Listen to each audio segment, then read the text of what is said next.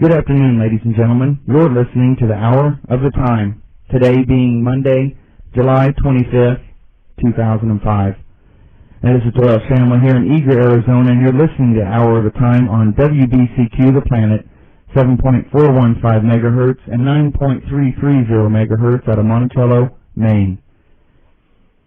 Now for our contact information, if you'd like to write the Hour of the Time, you may do so by writing Hour of the Time, P.O. Box 940, Eager, spelled E-A-G-A-R, Arizona 85925. Again, that's Hour of the Time, P.O. Box 940, Eager, Arizona 85925. Our website, a wonderful website full of research materials, research links, current projects, special series is houroftheTime.com. That's houroftheTime.com. My email address, houroftheTime@hotmail.com. That's houroftheTime@hotmail.com. So if you'd like to contact me directly. And the studio phone number to share research, leave messages, etc., questions is 928-333-2942. That's 928-333-2942. Now today we're going into part 9 of our special series that we've been currently doing on the New Age religious movement, ecumenicals, esoteric writings, and Word of Faith movement most specifically in the beginning. Now we're moving on to some more sections of this long series, which is really a culmination of research over years' time that we're putting together, really a Mystery Babylon 2 that Bill and I had already started. Our special guest here helping us with this research is the one that was responsible for much of the help given to Bill researching his special topics that he was covering in this same genre, such as Jesus, the paradox of Christianity, who lied, the Bible, your church, etc. Now, ladies and gentlemen, you must remember, though, to do this type of research, these long series, is to maintain our website free to the audience 365 days a year, houroftheTime.com, our radio broadcast on WBCQ Monday through Friday, etc. all takes funds and we are listener supported. We need your support, ladies and gentlemen, to keep this and to help us towards our goal of restoring our constitutional republic and our freedoms as it was guaranteed to us by the Constitution and as envisioned by our founding fathers, not corrupted by today's politicians and socialists. Now, this series is very important because it is the basis for the typical socialist tactics for these groups to change fundamental Christianity and convert it into a one-world church religion under a one-world super-state socialist government. Now, you need to understand these topics, and one way you can is to help us and yourself is by donating for research. You can either donate outright via PayPal, right at the front top of our website, or in the mail, or, better yet, donate for research materials, broadcasts like today's and this whole series are available. The entire catalog is available on the website under the section The Hot Shop, Hot for Hour of the Time. There you'll see all our audio broadcasts since 1993, video presentations, publications, etc. If you'd like a hard copy of the catalog, we have a nice one. We'll send it out flat, not all folded up. First class mail, to send in your request with the donation to cover shipping and copy replication costs, etc. to our address, and I'll shoot that right out to you. Now remember, we are listener support, and without your support, we cannot maintain this broadcast and website, ladies and gentlemen. Now, after this quick musical break, we're going to go into this next part of our long series on these subjects: ecumenicals, esoteric, New Age religions, Word of Faith movement, etc. This section is a very special presentation from our guest, Rob. And again, for the listening audience, exclusively for Hour of the Time, he has agreed to personal one-on-one correspondence with you, Hour of the Time listeners. His email is rltwoco@aol.com. That's rltwoco@aol.com. Now, we're going to go to a quick musical break and come back and begin our new special segment of this series on these religions and their writings. Today he's going to present a very special 1 or 2 part segment of some research he's put together, and it's quite an eye-opener, ladies and gentlemen. Alright, ladies and gentlemen, you're listening to an Hour of the Time here on WBCQ The Planet, 7.415 megahertz and 9.330 megahertz out of Monticello, Maine. Now, I want to remind everybody again, an Hour of the Time is listener-supported. We cannot keep up this wonderful research and exposure of those forces who would subvert us through socialist tactics and convert everyone into a one-world church, one-world socialist dictatorship. Now, our very special guest today, again, he's been helping us quite a bit, is Rob. Hey, Rob, you there? I'm here, Doyle. Alrighty. Let me get your sound here a little bit better. Now, Rob, we're going to be covering kind of a special subject today and possibly tomorrow, depends on how far you get. I'm going to let you go ahead and get started. And ladies and gentlemen, this is a really important segment of this whole series, this gathering of research here. Each portion, of course, you can always donate for individual portions of this long series. As soon as we're done, we're going to package it up in its entirety for the Mystery Babylon 2 with several of Bill's famous broadcasts that did not get in Mystery Babylon 1, and some of Bill's very advanced research right before his murder. A lot of Rob in Canada, the Coast and Webmasters research, corporate symbology and its links to the esoteric, and a bunch of my shows. So we're going to have a whole nice gathering for the next grouping of research. Hey Rob, why don't you go ahead and give everybody your email again, and then go ahead and get started here and introduce it however you like. Okay, well, my email is rltwoco@aol.com. That's rltwoco@aol.com. And today we're going to be talking a lot about the mysteries, and more specifically the Vatican. And it's a little pamphlet I put together just explaining the Vatican. And really what we're doing is we're using the 4 horsemen of the book of Revelation. We're using the colors and the prophecies and just to explain different aspects of the Vatican. So let's go ahead and start. Yeah, ladies and gentlemen, please pay close attention to this research, and he's going to point out several pertinent details in the ties to esoteric, Vatican, etc. This is very important. You're seeing it all around you in the world today, and probably don't even realize it. All right, Rob? Okay. Many Christians believe that the Vatican City may be the whore of Revelation and a fulfillment of Revelation chapter 6, verses 1 through 8, and also chapters 13, 17, and 18. The listener doesn't have to agree with this explanation, but should verify and check out all the documentation that we will be giving. The 4 horsemen are the first 4 seals of the book of Revelation. Each horse has a different color than the other. Colors have meaning in this prophecy. Horses are not pure animals. They weren't animals to be used as a sacrifice in the Old Testament. Horses were a curse and an abomination. The Catholic system, namely the Jesuits, the Society of Jesus, believes itself to be the fulfillment of the quote-unquote divine commission of the 4 horsemen of Revelation chapter 6, in which they would bring about a one-world church and a one-world government under the papacy to usher in the millennial kingdom. Have you ever heard of the 4 horsemen from the Roman Catholic Notre Dame football team? The first seal is a white horse. Quote, "And I saw, and behold, a white horse, and he that sat on him had a bow and a crown was given unto him, and he went forth conquering and to conquer, unquote. Revelation chapter 6, verse 2. The rider is said to be the Antichrist. He is an imitation of Jesus Christ on the white horse in Revelation chapter 19. The rider of this white horse in chapter 6 may be the papacy. The last pope may be the Antichrist. The rider carries a bow. The pope carries a bowed or bowed crucifix with him, usually wherever he goes. The bowed crucifix that he carries with him was intentionally bowed by the Vatican to identify the pope with the rider on the first horse. It says in verse 2 that he has a bow but no arrows. Arrows are weapons that are used to fight in battles. He carries no weapons because his followers fight for him.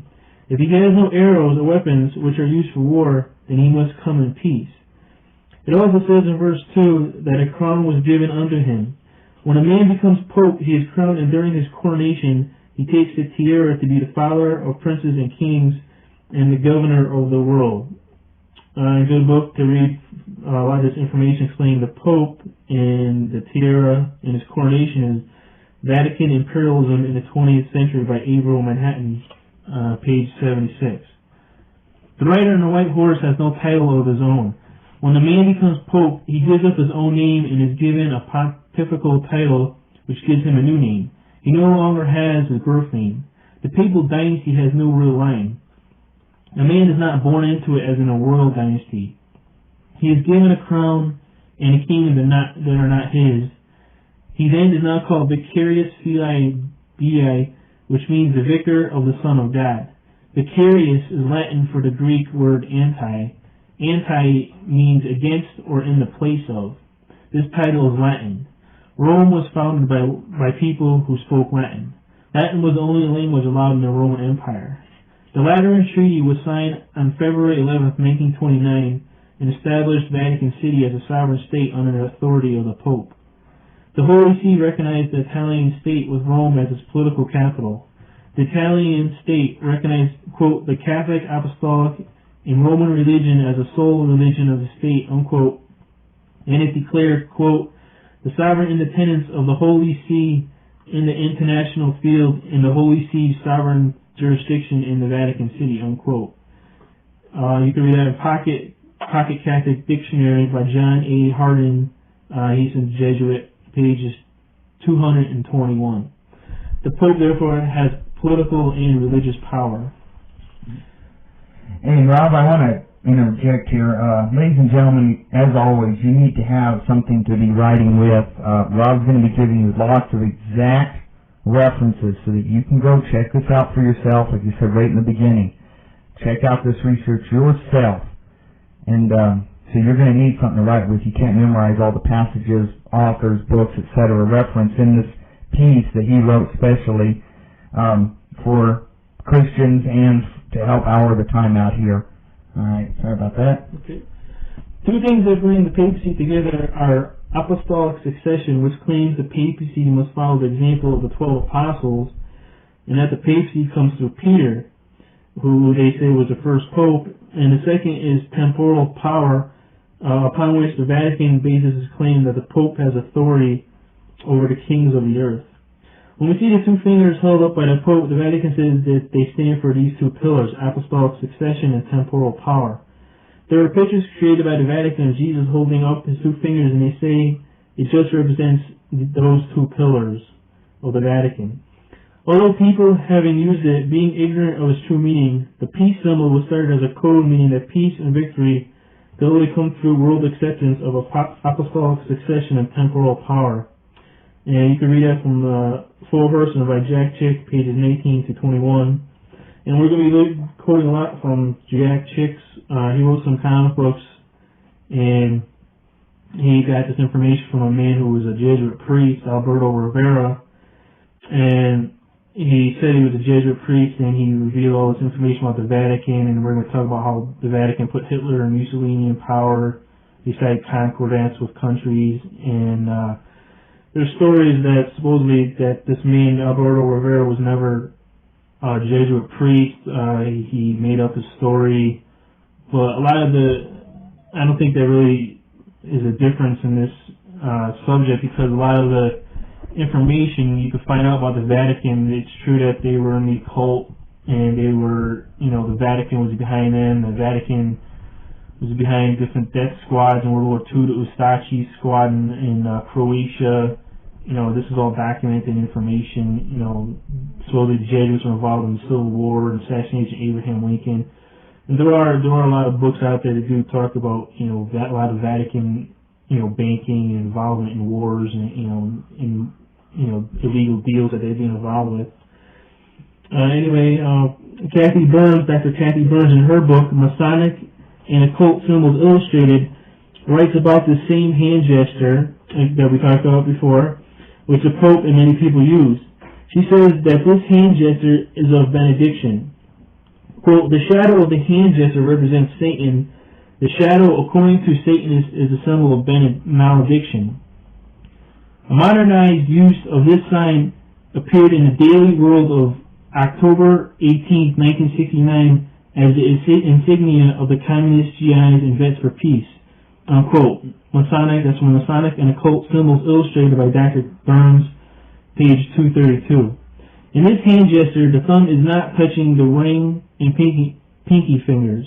The Pope uses this hand gesture where his thumb is not touching the ring or pinky fingers.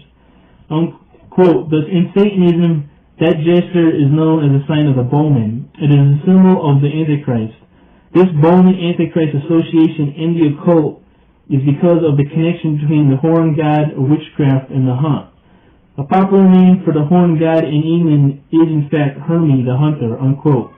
Masonic and Occult Symbols Illustrated by Dr. Burns, and that's pages 233. Dr. Burns later says that, quote, the complete book of witchcraft reveals there was a deeply seated belief in the fascination or enchantment of shadows, so that the witch or magician could use them to either produce sickness or death or to inspire love. The shadow of the priest's finger raised in blessing was considered by Satanists, according to American opinion, to have evil significance. A remarkable thing connected with the hand so lifted that its shadow resembles the head and horns of the goat of Baphomet, the symbol of black magic. The use of the shadow of blessing was regarded as a legitimate prerogative of the Pope and was most terribly exercised during the Dark Ages and at the times of the Inquisition, unquote. Again, that's from Masonic and Occult Symbols Illustrated by Burns, page 233. Take a look at the famous drawing of Baphomet by Eliphas Levi. Notice the hand gestures of Baphomet. Dr. Burns on page 230 quotes S.R. Parchment, where he says in his book, Ancient Operative Masonry, quote, those who received initiation into the mysteries were given certain keys pertaining to both white and black magic, which were portrayed by the right hand of Baphomet, pointing upwards to the bright disk of the waxing moon, while the left pointed downward to Luna in darkness. That many of the leading lights of Masonry were in quest of the magical secrets no student of occult science will deny, unquote. Notice the arms and hands of the Baphomet. One is pointing up and one is pointing down. This has to do with the Hermetic doctrine and axiom of correspondence known as, quote, as above, so below, unquote. Quote, a fundamental doctrine of occult philosophy, the concept of macrocosm and microcosm, proposes that the universe as a whole, the macrocosm from the Greek macrokosmos, great cosmos, an individual human being, the microcosm from the Greek microkosmos, little cosmos, reflect one another in their essential nature. Ancient mythologies found in many different cultures suggest that the universe is created from the body of a primal human being or giant. Prajapati in Hindu myth, Ymir in the Norse Eddas, and so on. By the time of the Greek alchemists, these mythic images had been formalized into a theory that every aspect of the universe had a reflection in the human body, soul, and spirit.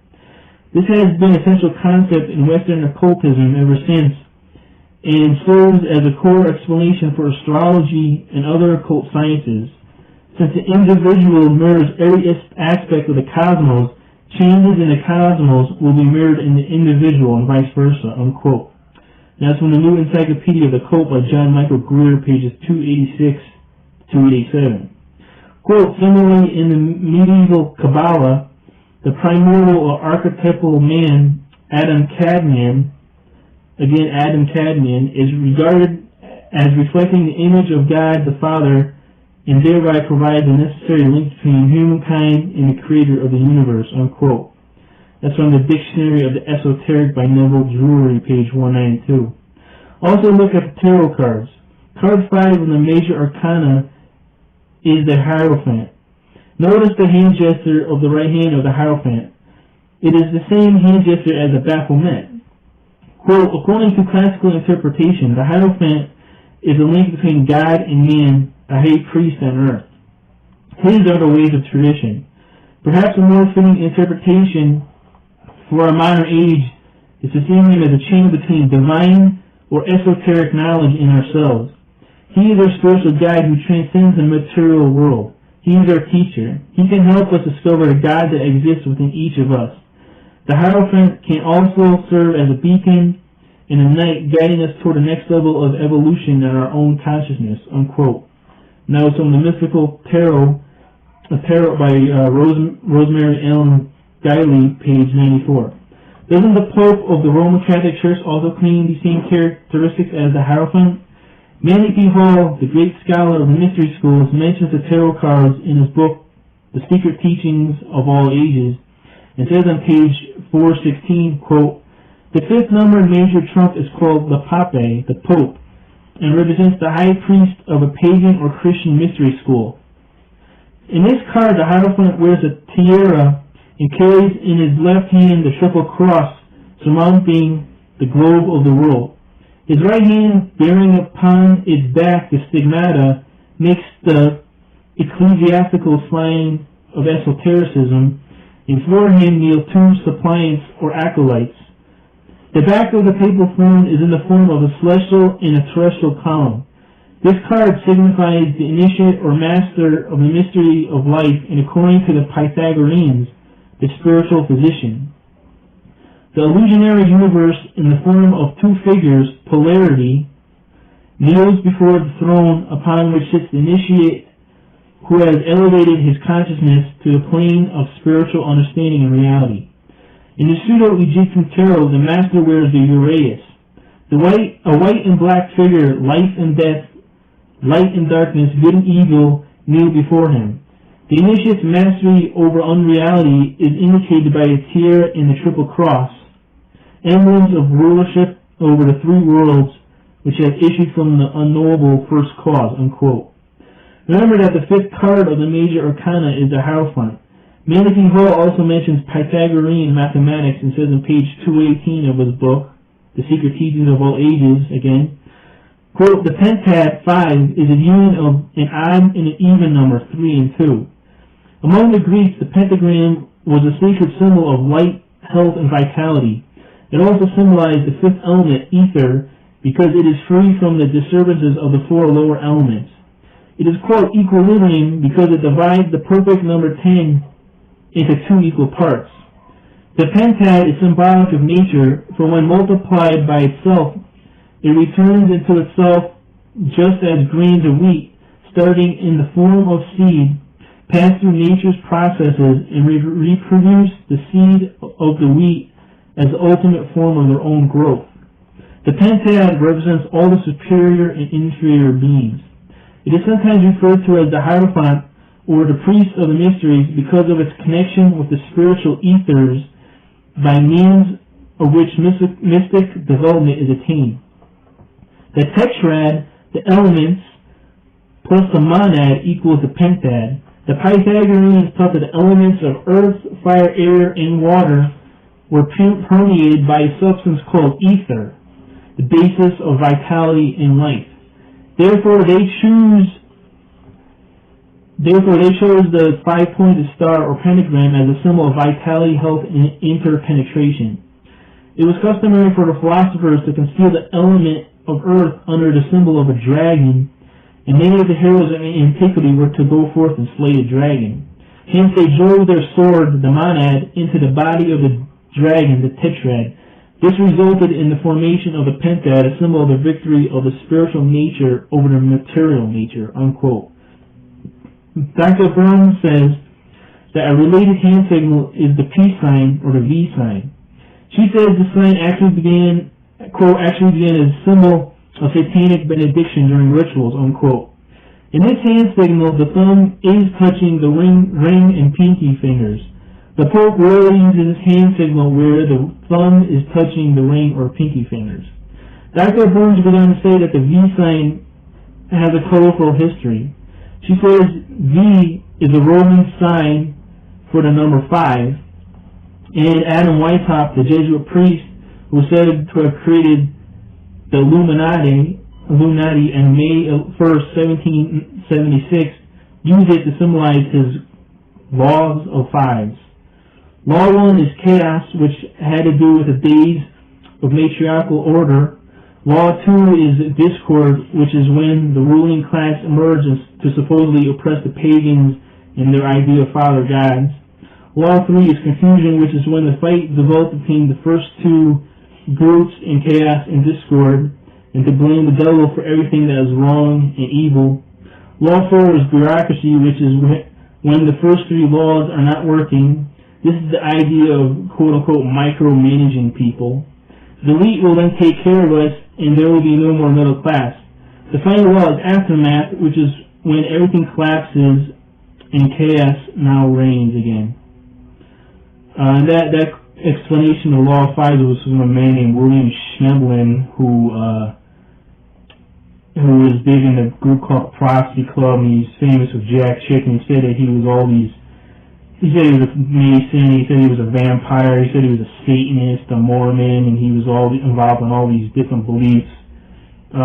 We don't know if this man is telling the truth. William Schneblin, he said, he talks about the 34th degree Freemasonry a lot and makes all these wild claims. There's another, he makes some wild claims that he's brought up in the Illuminati, just like Fritz Springmeier talks about the Illuminati. He was reared in the Illuminati, and he was a witch, and all these different religious beliefs. And Christians remember there's a man named Mike Warnicki. He was a Christian comedian. He said he was a Satanist, and was later found out that he lied. He was never a Satanist. There was another guy named John Todd who was famous with Jack Chick, who said he was a high Druid priest in some Druid order, and it was later revealed that he lied. He was never a Druid priest, and he came about in the 1970s, and Jack Chick published his story.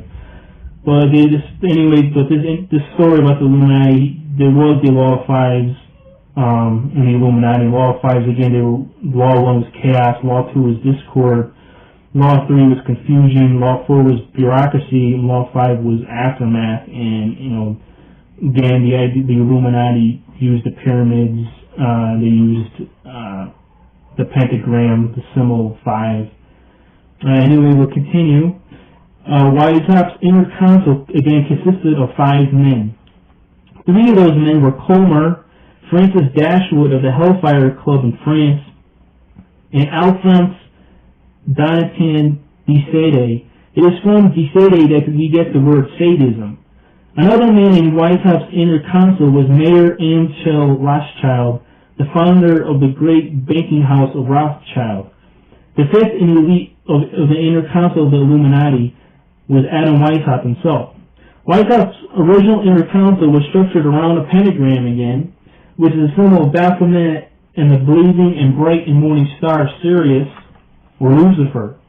Sirius was also called the dog star. It is a symbol of Set, who was the evil brother of Osiris. The blazing star is said to come out in the months of July and August, when human sacrifices had to be made. This is where we get the expression of quote-unquote a dog day afternoon if it is a hot day in July and August. I'll talk more about Mr. Weishaupt and the Illuminati later.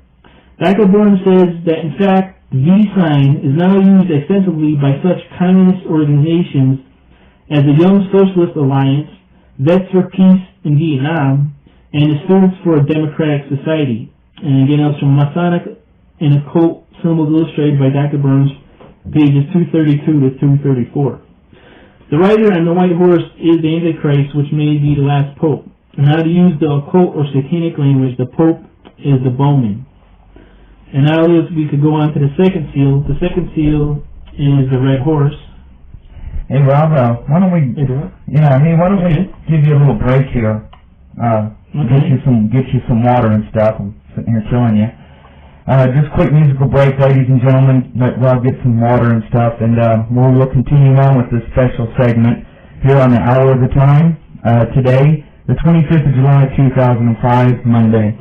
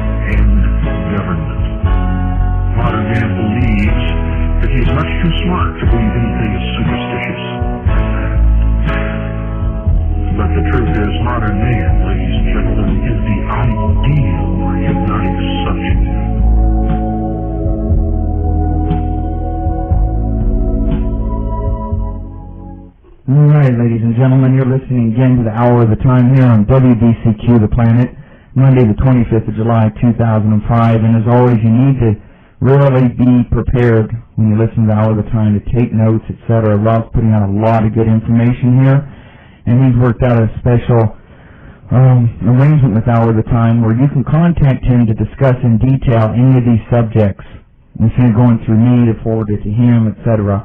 His email address is rltwoco@aol.com. That's Rob at rltwoco@aol.com. And this special part of our series, again, is his research that he was gathering. Much of the research and materials and books, audio tapes, etc., that Bill had was the result of Rob's research and gathering of this over the years. So he's been quite a help to the Hour of Time, been with us for a long time. And this is, again, is a special segment here, this Four Horsemen Explained, if you will, and the symbolism and esoteric ties and Vatican ties. And Rob, why don't you go ahead and continue on here, and then I think Thursday of this week, if I'm correct, the 28th, we're going to do a live call-in show, right? Yeah. Okay. Talk about the Word of Faith, see, what any questions we can answer from everyone about the mysteries and the ecumenical movement. Yeah, and ladies and gentlemen, we're just choosing that day to kind of give us a break too on all this long series, let you ask questions, etc. And the series actually will continue on with Rob as a guest. We have a lot of subjects still to cover, but Thursday I think we're going to open up the phone lines. In fact, I'm sure of it, the 28th. So you be sure to call in that day and ask any questions. And although you won't agree with everything Rob said, no one can agree with each other on these topics 100%. Let's share research and have some good discussion live on the air. That'll be Thursday the 28th. And again, you'll just simply use 928-333-2942. Alrighty, Rob, take her away here. Second seal. The second seal is the red horse. Quote, "And there went out another horse that was red, and power was given to him that sat thereon to take peace from the earth, and that they should kill one another, and there was given unto him a great sword." Unquote. And that's Revelation 6:4. The color red or scarlet symbolizes political power, along with military power and war. It is also the color of blood. Cardinals in the Catholic Church wear red because of the cardinal bird, and because the color red symbolizes political power. In the old pagan religion, the god Janus was called Pat-Ulcius and Clusius, the opener and the shutter. He was the god of doors and hinges. The College of Cardinals prepares men to become pope. They are loyal to the pope. The word cardinal is derived from the word cardo, a hinge. A cardinal in the Catholic Church is said to have the power of turning the hinge, of opening the doors of heaven, or of opening or shutting the gates of peace or war upon earth. Cardinals are priests of the hinge. Cardinals are the Pope's counselors and are associated with the Pope and government of the Catholic Church in the world. The colors red or scarlet and purple prepare a cardinal to become Pope. Cardinals help the Pope to sign legislation with countries and also help the Pope to sign concordats with countries. A concordat is a compact between a national government and a religious group establishing terms of agreement concerning matters of mutual interest. Russia is seen by many dispensational Christians to attack Israel in the future, which they believe is predicted in Ezekiel chapters 38 and 39. The dream of Russia has always and will always be communism. Communism is communal ownership, which exists when property belongs to the community as a whole and may be used by any member of the community. The Oxford Dictionary also says that communism is, quote, a theory which advocates a state of society in which there should be no private property, all property being vested in the community and labor organized for the common benefit of all members. The professed principle being that each should work according to his capacity and receive according to his wants, unquote. Remember, the big day to the communists of the Revelation was May Day, or May 1st, which is the same day Wyckoff is said to have left the Jesuit order to create the Illuminati on May 1st, 1776. Russia believes that to get to communism, the country has to move through a series of stages. The stage before communism is socialism. Socialism is public ownership which exists when property belongs to the state or some other political authority that claims the property on behalf of the people as a whole.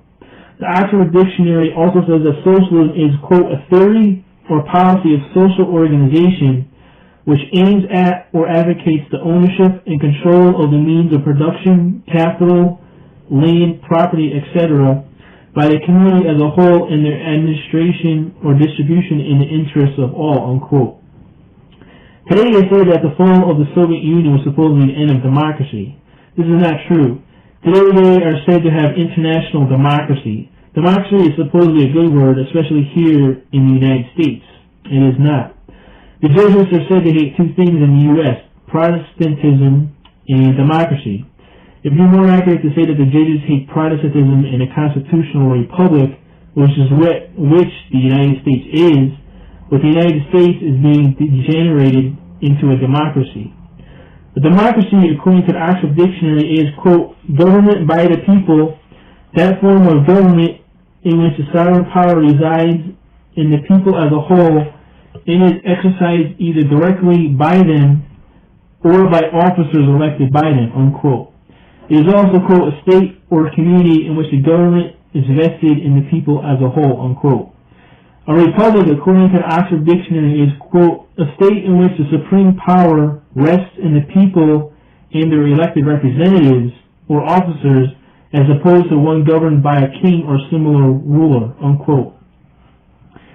An Army training manual concerning citizenship from 1928 discusses the differences between a democracy and a republic.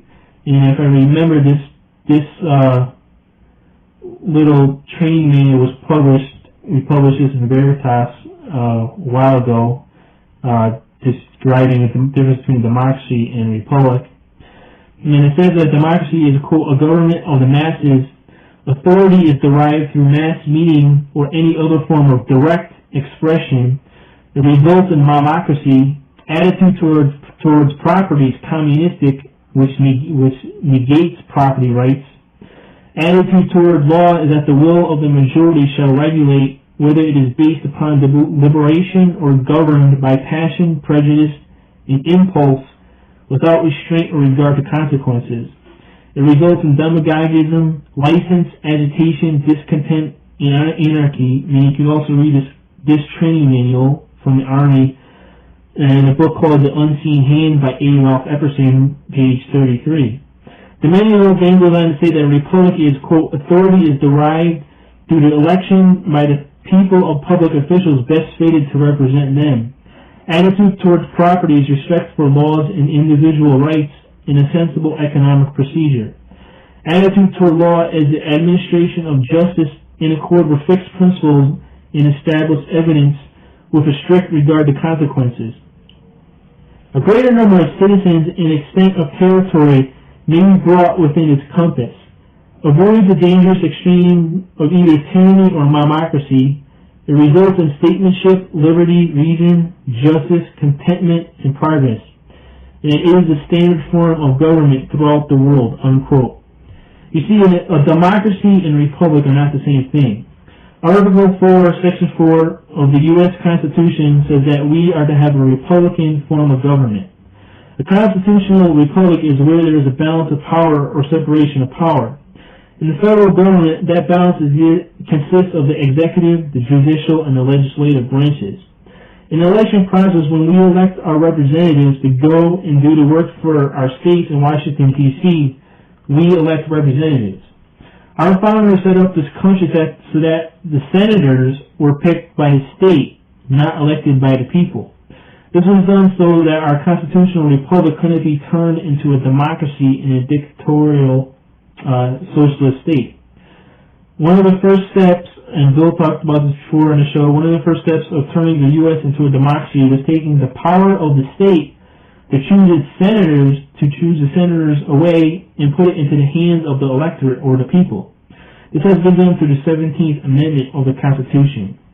Article 1, Section 3 was therefore modified by the 17th Amendment. The 16th Amendment of our Constitution is the income tax. Did you know that a heavy, progressive, or graduated income tax is the second plank of the Communist Manifesto, which is written by Karl Marx, who was Jesuit trained and went to Jesuit schools?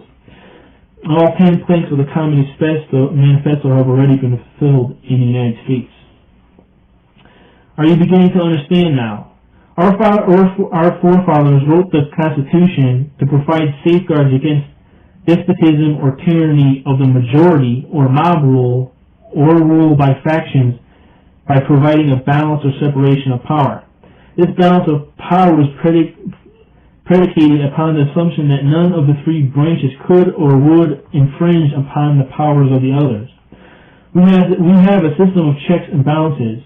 If one branch was out of hand, the other two would act to keep the one in check. You have to know that when the people understand that they can vote themselves, they have total power. The power is in the people to rule as a whole. When this happens, chaos or anarchy comes because everyone will do their own thing and oppose everyone else. They all want to rule themselves and overthrow other people who oppose them. This happens because no government is established to rule over the people, and to have a rule by law and a system of checks and balances as in a constitutional republic. During a democracy, wherever exists in the treasury, socialism quickly follows. You have to understand that democracy leads to socialism. Socialism later leads to a dictatorship, which is a rule by a demagogue or a leader of the mob. The New World Order will be a totalitarian socialism, which is a form of fascism. This calls for a world leader, which will be the Antichrist or the world Messiah that the mystery religions have been talking about for years, of the entire global mob of people. A dictatorship leads to total ownership and control of everything and everybody by the dictator or demagogue in charge. The world leader's authority is supreme and the individual or mob is nothing. You see, socialism as well as communism is not a humanitarian system for redistributing the wealth, but for actually concentrating and controlling it. And actually, it is also a system of concentrating and controlling people. Communism is the extreme of socialism. The words democracy and demagogue originate from the Greek orator Demosthenes. The Greek word demos, according to the Oxford Dictionary, is, quote, the people or commons of an ancient Greek state, especially of a democratic state such as Athens, unquote. Demosthenes lived from 384 to 322 BC. He committed suicide in 322 BC. He poisoned himself because the Greeks were ruled by Philip of Macedonia, and Demosthenes was actually told to commit suicide. And the statue of Demosthenes can be seen and is standing right in the Vatican in St. Peter's Cathedral in Rome.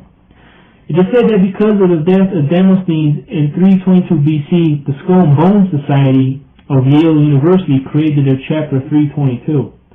The order Skull and Bones can be saying that its members prefer death to giving up freedom and liberty, so much so that they would rather be dead or poisoned than not to have this freedom and liberty.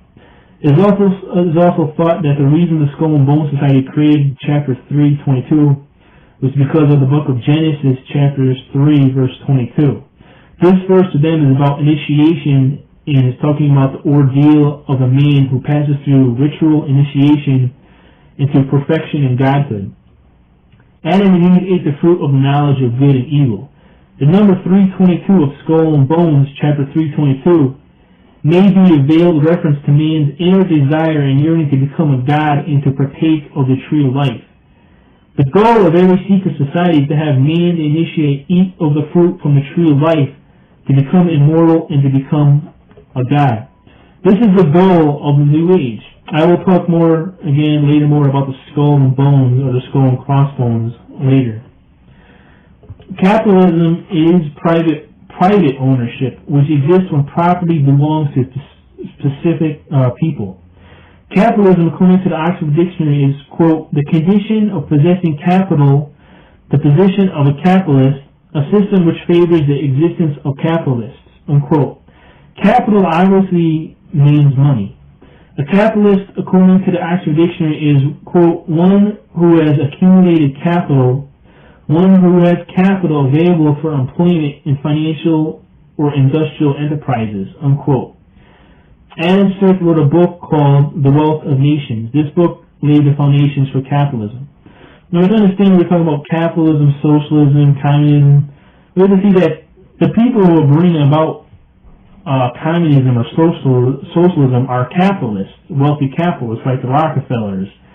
And we said that the idea, they say these men in the mystery schools like the Rockefellers, Rothschilds, who are these super capitalists, they're the ones who are bringing forth socialism. They say that socialism is the idea that they're going to redistribute the wealth and they're going to, everyone's going to have an equal share. If you believe that, then you're an idiot. If you think that the Rockefellers and the Rothschilds are going to, if they really want socialism, if you think that they're going to actually redistribute their own wealth and their buildings, then you're one of the biggest sheeple, that's out there. You're an idiot. Again, socialism and communism is not. It's not an idea of redistributing the wealth, but it's an idea of concentrating and controlling the money. So these super capitalists, Rockefellers and Rothschilds, will bring in the New World Order. They're not going to share the wealth of others. Everyone's going to be a slave to these people in the mystery religion in the future. They're going to have all the money. They're not going to separate, and redistribute all the wealth. That's not what socialism, communism really is. These super capitalists are the ones who put Hitler in power. Prescott Bush, Rockefellers, Rothschilds are the ones who helped bank the Russian Revolution in 1917. All these are the men who are want the New World Order. These men in the mystery schools, they're these super capitalists. And you can read a lot about that in a book called None Dare Call It Conspiracy by Gary Allen. He explains more about, again, communism and the idea that these super capitalists are behind communism and socialism, which is a really good book to read. Let's go on. Quote, the Vatican is prepared for all eventualities. The Jesuits evaluated World War III, which then is the war of Russia, or that the dispensational Christians call Magog, against Israel, from Ezekiel chapters 38 and 39. And the Jesuits decided that the U.S. will lose, and the Vatican always goes with the winner. Since then, the Vatican has enthusiastically thrown her support to Moscow and even acquired a communist pope from Poland, which was Pope John Paul II. This is from The Secret History of the Jesuits, which is a really great book that everyone should read, by Edmund Paris, and this was a quote from the publisher's note, Jack Chick, pages 190 to 191. Quote, the Vatican is secretly preparing a concord act with Russia and is currently pushing a Marxist gospel worldwide. Unquote.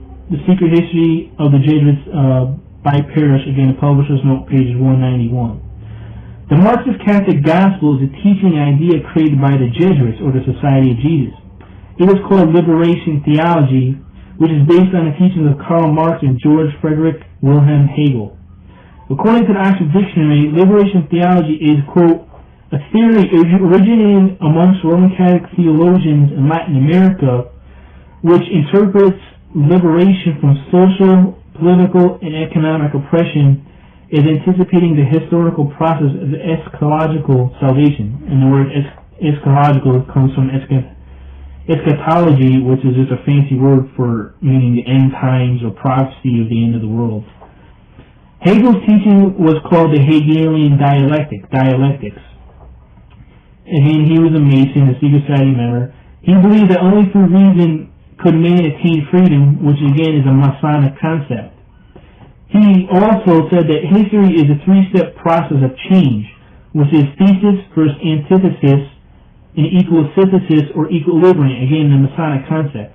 Again, this idea is in the mystery schools, witchcraft. They believe in correspondences. They believe in polarity. They believe a lot of, again, we talk about, they believe in a lot of the Trinity, three, everything's in threes. So they believe that thesis and antithesis will equal their synthesis or equilibrium. We see this example in the Kabbalah. There's three pillars, and the middle one is the one, you have to have a balance of the forces. Again, the idea of dualism. Hegel said that in a thesis, crises occur and feared by the masses of people mount up. The people become angry and occasionally hysterical about present conditions. Opposition is generated to solve the misery, fear, and sometimes panic experienced by the people. This opposition becomes the antithesis. Then, in the third step of the social process, a synthesis or equilibrium or compromise solution is found to the problem. Equilibrium is temporarily achieved based on this clash and conflict of opposites, which is thesis versus antithesis. This again is the idea of dualism, which is the belief in two equal but opposite forces in the universe, good and evil. And again, a good example is to watch the Star Wars movies to understand the idea of the Force. There's a force that guards everything. There's a good side and an evil side, and it'll bring about balance in the universe. This idea is in Freemasonry, Mormonism, Darwin's theory of evolution, etc.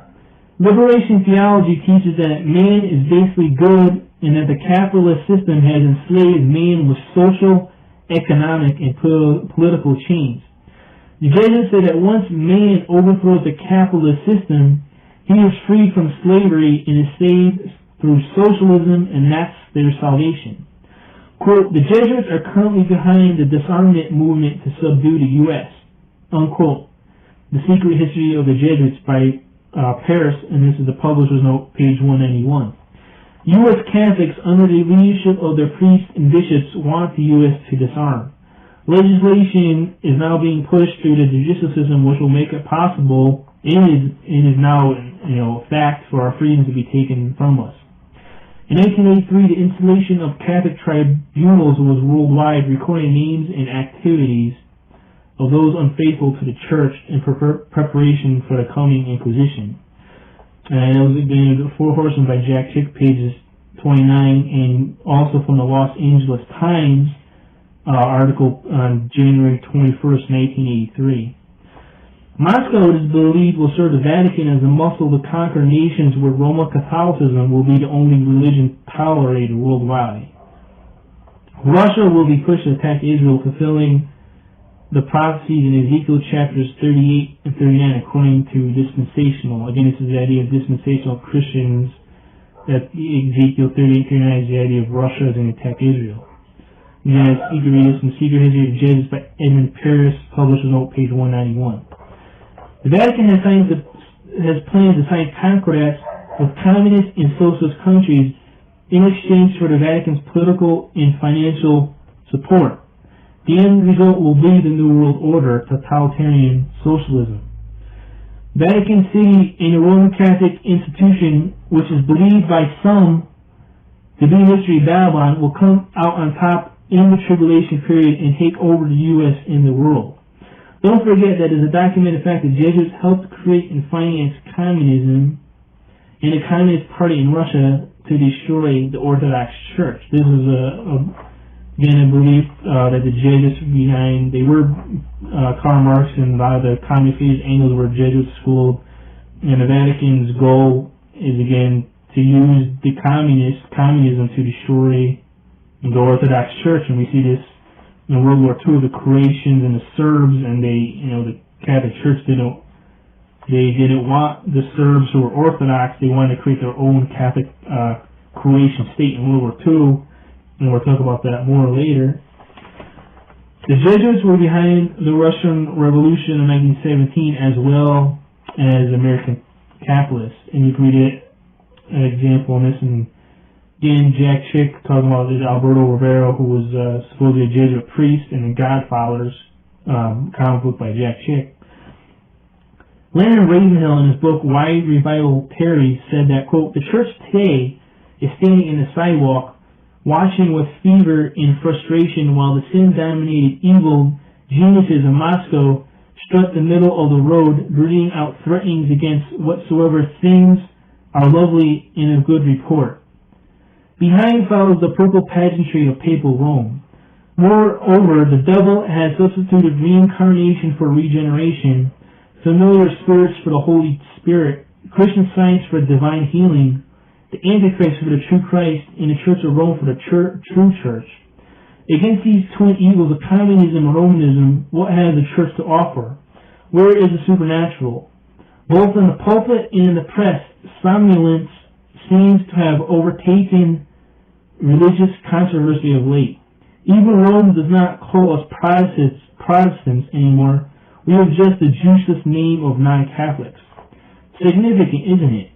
Hell has no fury like that of this mother of harlots when she is stirred. But who now earnestly contends for the faith once delivered to the saints? Where are unctionized pulpit crusaders? Preachers who should be fishing for men are now too often fishing for compliments from men. Preachers used to sow the seed, now they string intellectual pearls. Imagine a field sown with pearls. And this is a book by Why Revival Tarries by Leonard Ravenhill, pages 19 and 20.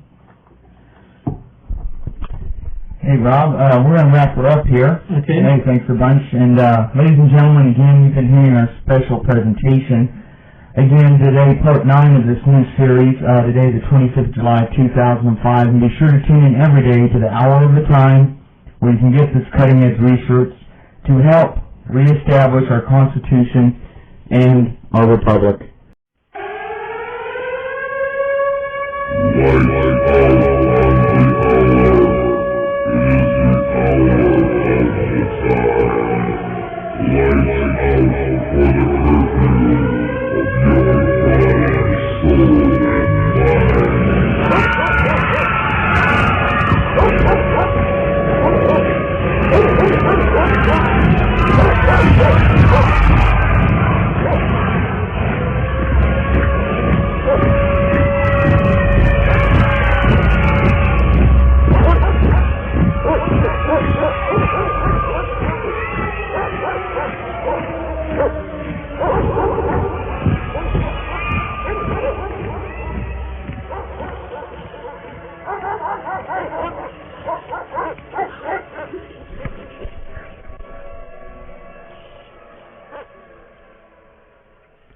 And good afternoon, ladies and gentlemen. You're listening to the Hour of the Time. Today, Tuesday, the 26th of July, 2005, with Part 10 in our special series on ecumenicals, New Age religions, the esoteric ties, and the typical socialist tactics they're using to unite and subvert fundamentalist Christianity under a one-world church, one-world religion umbrella to finish their plan to establish a one-world socialist dictatorship.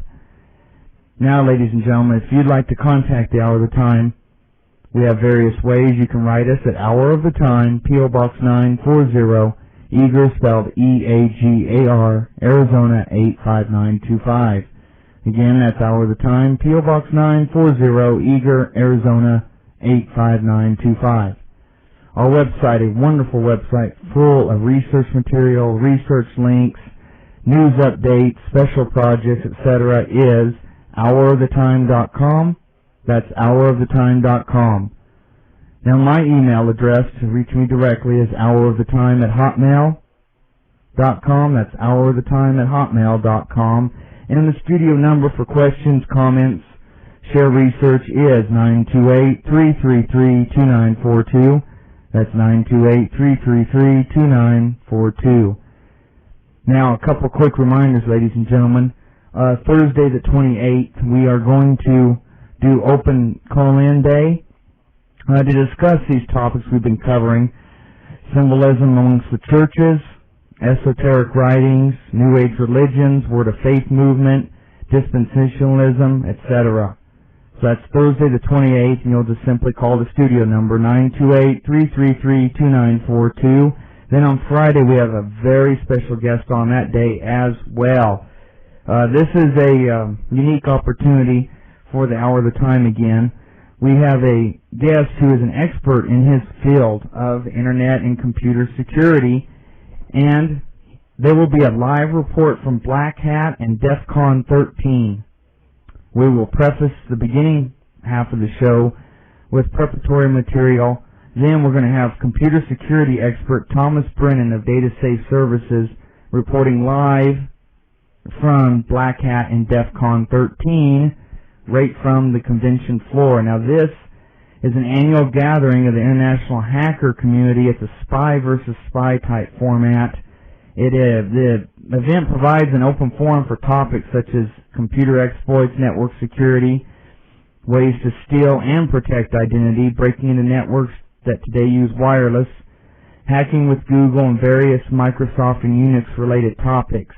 Also on the agenda is physical security, and topics include safe cracking, lock-picking, and social engineering.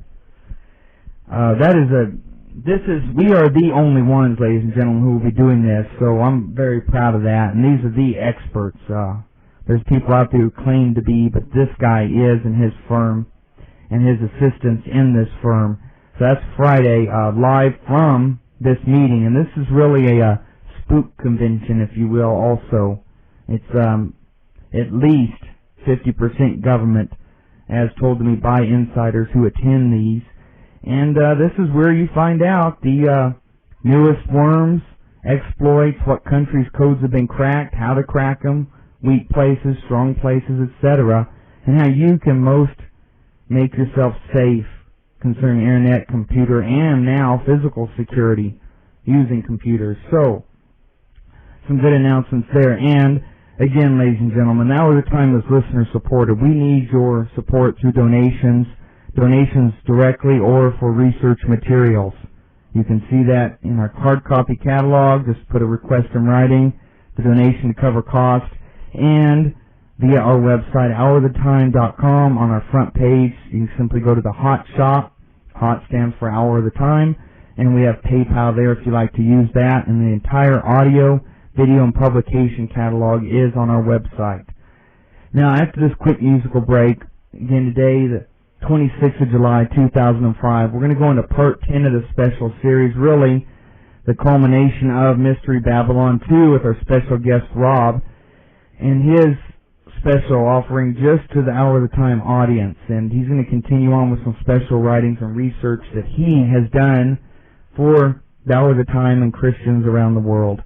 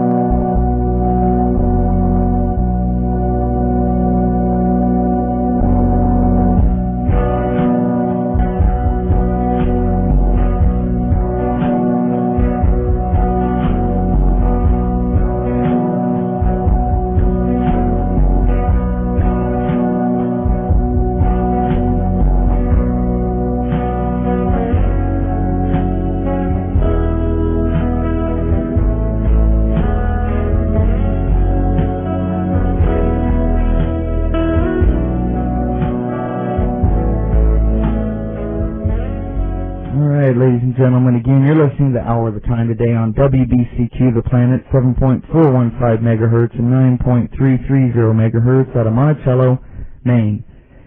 Now, ladies and gentlemen, our special guest, Rob, who helped Bill with much of his research in these esoteric, New Age religious fields, is with us again with this new series to culminate Mystery Babylon 2, which Bill and I have already been working on. Rob has given the Hour of the Time a special opportunity. That is, you can directly correspond with Rob concerning topics that we're covering and talk to him. It doesn't have to be just today. His email is rltwoco@aol.com. That's rltwoco@aol.com. And this is Rob and not Rob, co-host and webmaster, so don't get those confused, please, because then we'll just have to waste everybody's time forwarding email questions around.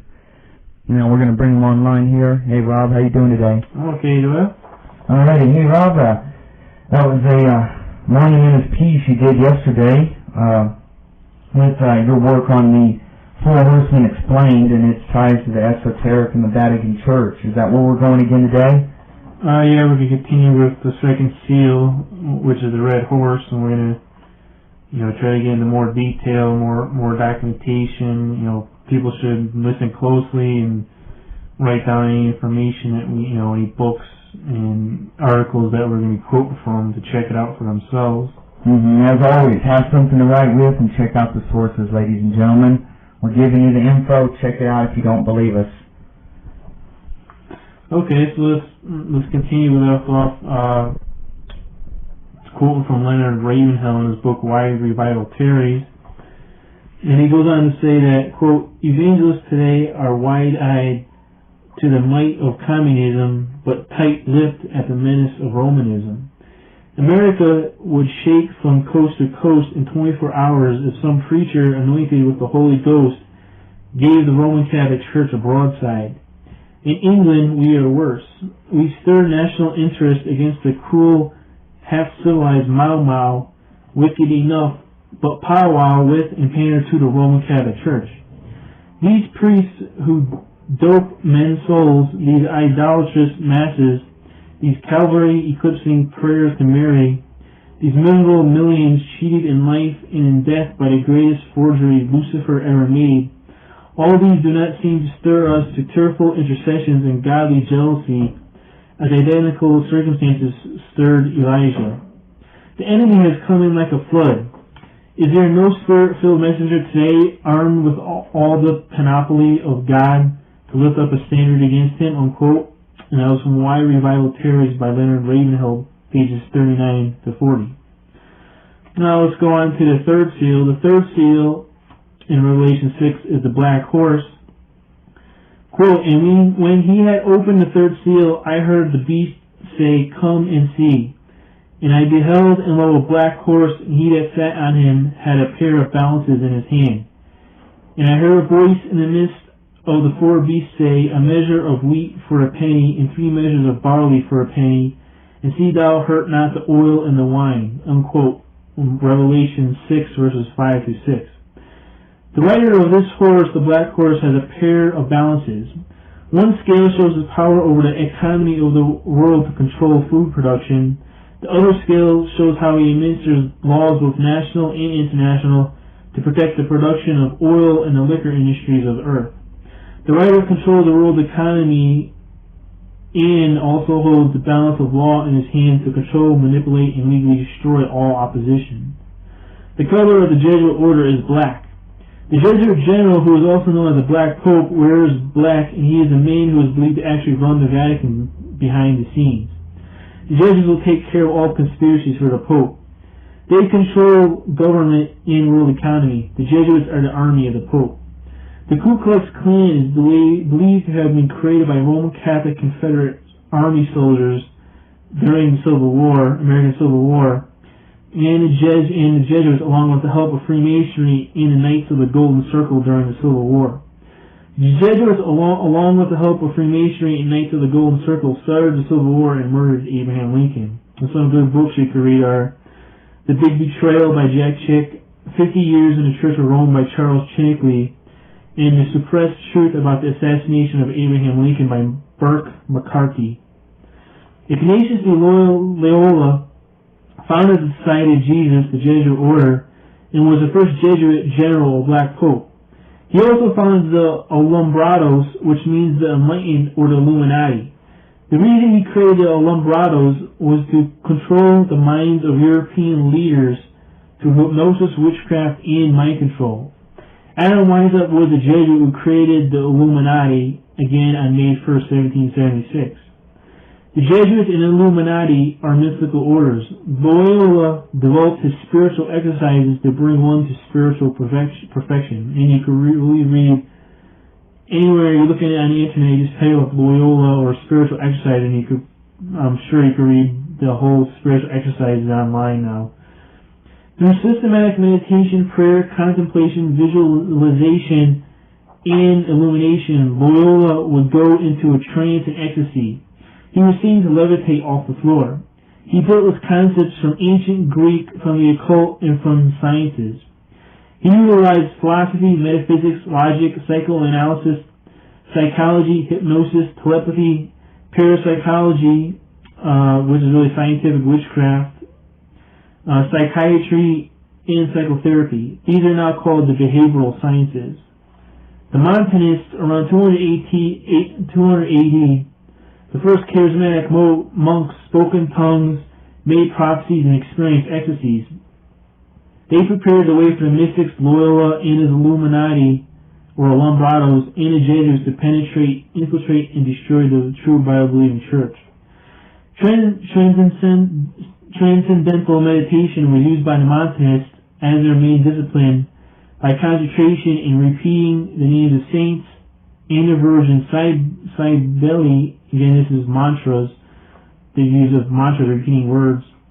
The goddess Cybele, who was the goddess mother of fertility, Semiramis, which became the Virgin Mary, or by reciting prayers of praise.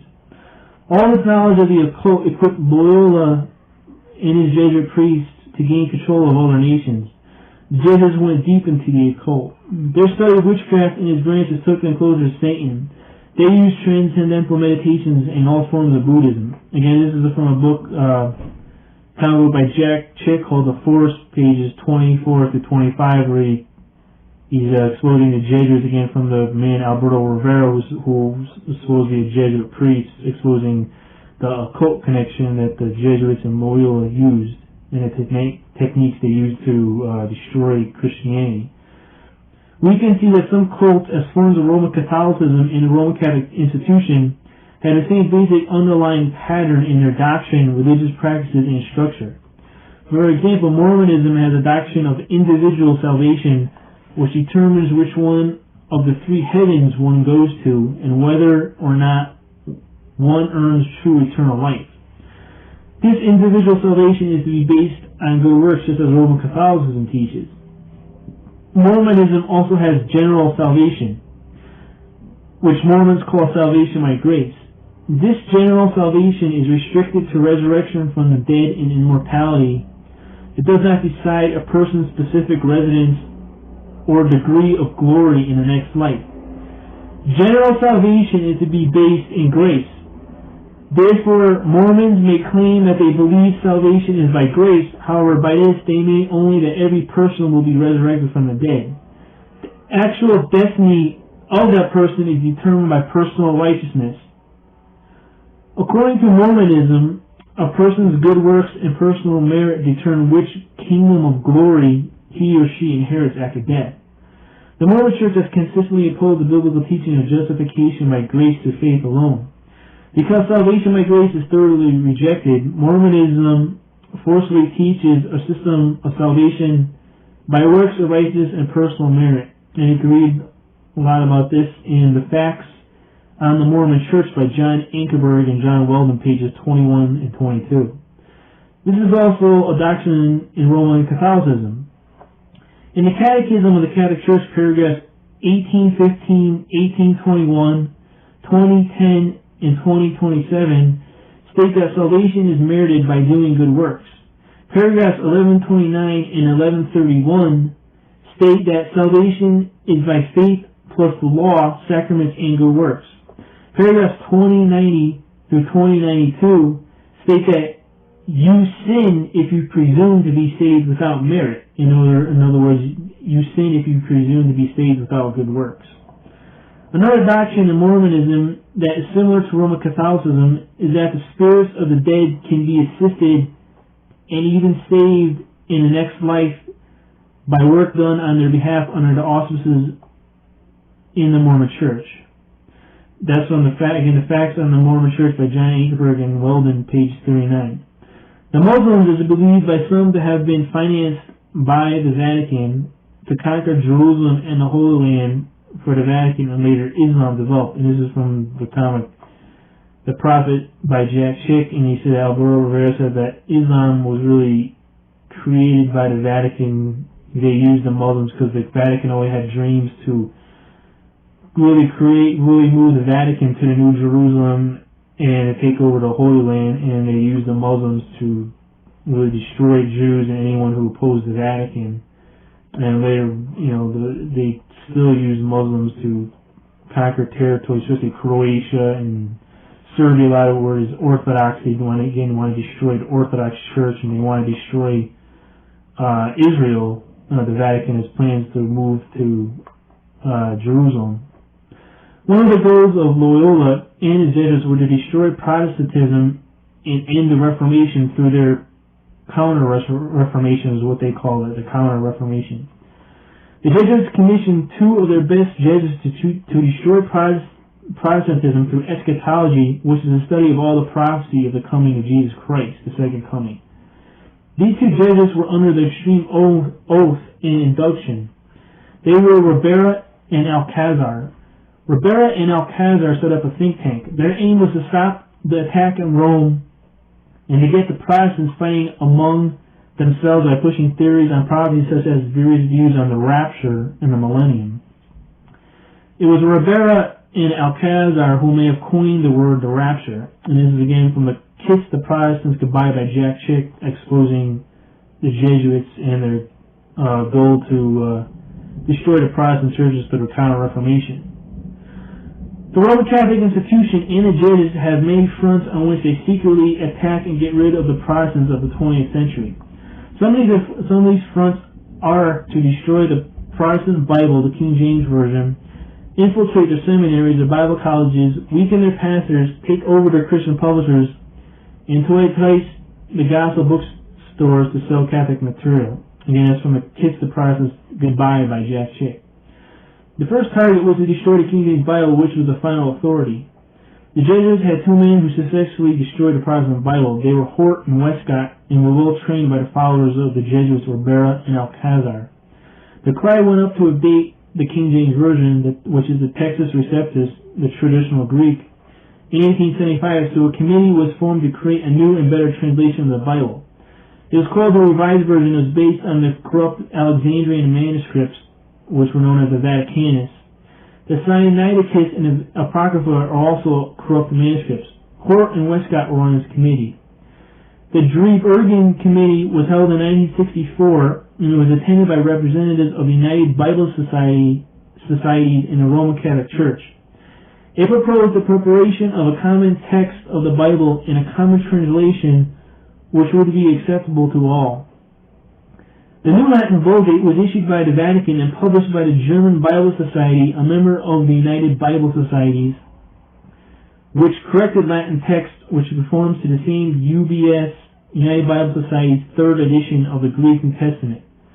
The German Bible Society published a 26th edition of the Nassau-Allen Greek New Testament, with the Greek text absolutely identical to the United Bible Society's third edition. The Nassau-Allen Greek text is from the Alexandrian text. The New Testament of the New International Version is based on the United Bible Society's Nassau-Allen Greek New Testament. The majority of modern translations, including the New Revised Standard Version, the New American Standard Bible, the Revised English Bible, and the Good News Bible, are also based on the United Bible Society's Nassau-Allen Greek New Testament. Other versions are the American Standard Version, the Book, the Living Bible, the New King James Version, the Jerusalem Bible, the Common Bible, etc. It is amazing that the symbol of the Triskele, which is also known as the Triskelion or the Triquetra, is on the New King James Version. Let me explain what the symbol means. In the book Masonic and Occult Symbols Illustrated by the author Dr. Kathy Burns, she says, quote, the Triskelion, which is a Greek word for three legs, is a symbol of the sun intended to express motion, unquote. The three-legged Triskeles symbolize rising, zenith, and setting, meaning the sun, the rising of the sun, the zenith of the sun, and the setting of the sun, from the east to the west. The legs are also to represent birth, death, and rebirth, unquote. Dr. Burns says this is a reference to reincarnation. Dr. Burns goes on to say that the Triskele is a, quote, a Celtic version of the yin-yang symbol of life, unquote, and a modification of a swastika. Dr. Burns also said that Marilyn Ferguson used the symbol of the Triquetra, which is another name for the Triskele, on her New Age book, The Aquarian Conspiracy. Dr. Burns says this is a variation for the number 666. The World Future Society and the Trilateral Commission use versions of the Triquetra or Triskele in their logos. Again, isn't it amazing that this symbol is on the New King James Version? Why is this so? Maybe Thomas Nelson Publishers, who was involved with the New King James Version, use the symbol because they say it represents a Trinity. If they do know the truth about the symbol, they probably say they're using the symbol for a holy use. But how can you use an evil symbol and say you are making it holy? That's like saying let's use the pentagram as a holy symbol and let's have Jesus crucified on it.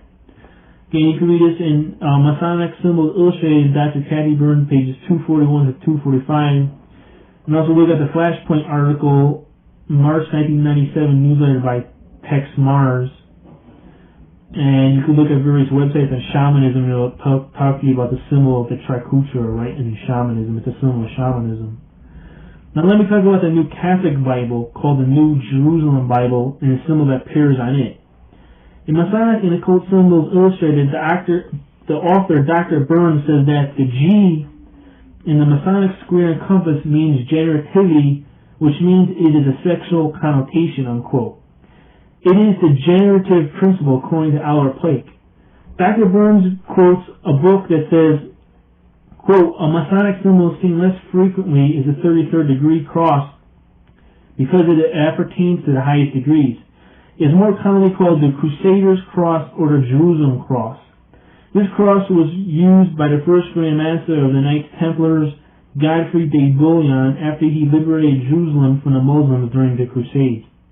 Again, you can read this in Masonic and Occult Symbols Illustrated by Dr. Burns, page 312. Some believe that the Vatican secretly negotiated and financed Muhammad through a Roman Catholic relative to help annihilate the Jewish people, but when Islamic forces captured Jerusalem in the name of the Prophet Muhammad, the Pope was blocked from moving the Vatican there. The Vatican financed Muhammad to conquer Jerusalem for the Pope. Again, you can read The Godfathers by Jack Chick, page 4, which explains this more. The Vatican has always wanted to move to the Jerusalem, as we've been saying before. The Vatican might be held responsible for creating Islam. Now, the Vatican had to defeat a new enemy which she had created. The Vatican would have the Crusades. These men are said to have been Christians. They were to fight for God and the Pope, to free Jerusalem and the Holy Land from Islamic control. The Crusades involved the Knights Templars and later the Knights of Malta, which back then was known as the Sovereign Military Order of the Hospital of St. John of Jerusalem, of Rhodes, and of Malta. Let me explain both groups in detail. According to Funks and Weigel's New Encyclopedia, volume 15, page 280, it says, quote, Knights Templars, members of a medieval religious and military order, officially named the Order of the Poor Knights of Christ. They were popularly known as the Knights of the Temple of Solomon, or Knights Templar, because their first quarters in Jerusalem adjoined a building known at the time as Solomon's Temple. The order developed from a small military band formed in Jerusalem in 1119 by two French knights, Hughes de Payens and Godfrey of St. Omer. Its aim was to protect pilgrims visiting Palestine after the First Crusade. Military in purpose from its beginning, the order thus differed from the other two great 12th century religious societies, Knights of St. John's of Jerusalem and the Teutonic Knights, which began as charitable institutions. The Knights Templars obtained papal sanction for their order, and in 1128, at the Ecclesiastical Council of Troyes, they were given an austere rule closely patterned on that of the monastic order of Cistercians. The Knights Templars were headed by a Grand Master, under whom were three ranks: knights, chaplains, and sergeants. The knights were the dominant members, and they alone were allowed to wear the distinctive dress of the order, which was a white mantle with a large red Latin cross on the back. The headquarters of the Knights Templars remained at Jerusalem until the fall of the city to the Muslims in 1187. It was later located successfully at Antioch, at Acre, at Caesarea, and in Cyprus. Because the Knights Templars regularly transmitted money and supplies from Europe to Palestine, they developed an efficient banking system on which the rulers and nobility of Europe came to rely. The Knights gradually became bankers for a large part of Europe and amassed great wealth. After the last crusade had failed and interest had waned in an aggressive policy against the Muslims, the Knights Templars were no longer needed to police Palestine. Their immense riches and power had aroused the envy of secular as well as ecclesiastical powers. And in 1307, the impoverished Philip IV, King of France, with the aid of Pope Clement V, arranged for the arrest of the French Grand Master Jacques de Molay on charges of sacrilege and Satanism. Molay and the leading officers of the order confessed under torture and were eventually burned at the stake. The order was suppressed in 1312 by Clement V and its property assigned to the rival Knights Hospitallers, or who were later known as the Knights of Malta, although most of it was in fact seized by Philip and by King Edward II, who disbanded the order in England. Knights Templars now are members of the York Rite of the Masonic system, unquote. And this is all from Funk and Waddell's Encyclopedia, volume 15, page 280. Now let me explain about the Knights of St. John of Jerusalem, which was also known as the Knights Hospitallers, Knights of Rhodes, and Knights of Malta. According to, again, the Funk and Waddell's Encyclopedia, volume 15, page 279, it says, quote, Knights of St. John of Jerusalem, known as Hospitallers or Knights Hospitallers, shorter forms of their full name, the Sovereign Military Order of the Hospital of St. John of Jerusalem, of Rhodes, and of Malta. Historically, the Knights Hospitallers were the protectors of a hospital built in Jerusalem before the First Crusade by Gerard, who died around in 1120. The order was founded after the formation of the Latin Kingdom of Jerusalem, approved by Pope Paschal II in 1113, and again by Pope Eugene III in 1153. The brothers were sworn to poverty, obedience, and chastity, and to assist in the defense of Jerusalem. Gerard, the first leader, was called Rector. Later, heads of the order were called Grand Masters. Of necessity, the order became a military one, and the armed knights were of noble birth. They formed a community under the rule of St. Augustine. At first, devoted to the care of pilgrims and crusaders, the order left the Holy Land with the failure of the Crusades. After 1309, the order had its headquarters on the island of Rhodes. It formed a territorial state, and its navy kept the eastern Mediterranean Sea free of Muslims. The properties of the Knights Templars were given to the order in 1312. The Knights of Rhodes, as they came to be called, formed national units of the order elsewhere. They were called tongues from the French langue. Forced to leave Rhodes when it was seized by Suleiman II, ruler of the Ottoman Turks in 1522, they had no home until 1530 when they ceded the island of Malta. The order figured in European history until well into the 19th century. As the Knights of Malta, it lost its English and German properties during the Reformation and its French holdings during the French Revolution. The Russians granted the order protection, but the French under Napoleon seized Malta. The covenant was moved to Trieste in 1798 and to Rome in 1834. By this time, the Russians had confiscated all properties held by them in Russian territories. Again, the Knights of Malta, as recognized by Pope John XXIII in 1961, form a religious community and an order of chivalry. Organized as 5 grand priories and a number of national associations, they carry on diplomatic relations with the Vatican and with other countries. As a religious community, they maintain hospitals, first aid centers, and facilities to care for war casualties and refugees. They wear a black cloak on which an 8-pointed Maltese cross is applied. The Grand Master is titled Prince and holds a church rank equal to that of Cardinal, unquote. And that was from Funk and Wiles Encyclopedia, Volume 18, pages 279 to 280. And we will talk a little more about the Knights of Malta later and what they do today. Hey Rob, that's a lot of good info so far, and why don't we give yourself and the audience a little break here, go to some music, get you some water and stuff, and before we continue on with this. And ladies and gentlemen, again, this special research, beginning before Bill was killed, to put together a Mystery of Babylon 2, and Rob here's the same person that helped Bill with much of his gathering of books and data and documents concerning mystery school and esoteric ties to New Age religions, ecumenicals, etc.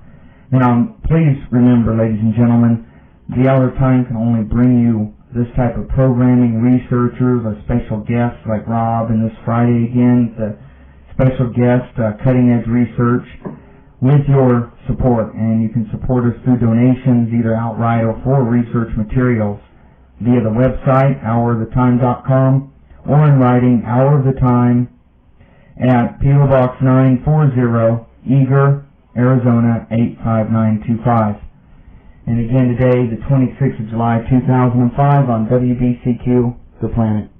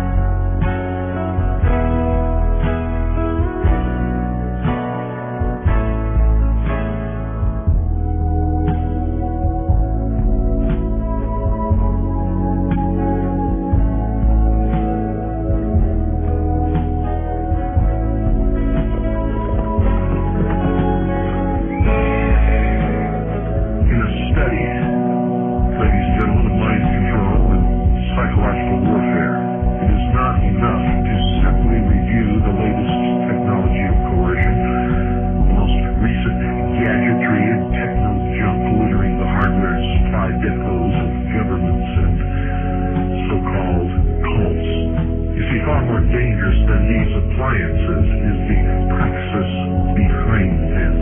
Ages old, the underground current which informs the modern project and this modern era.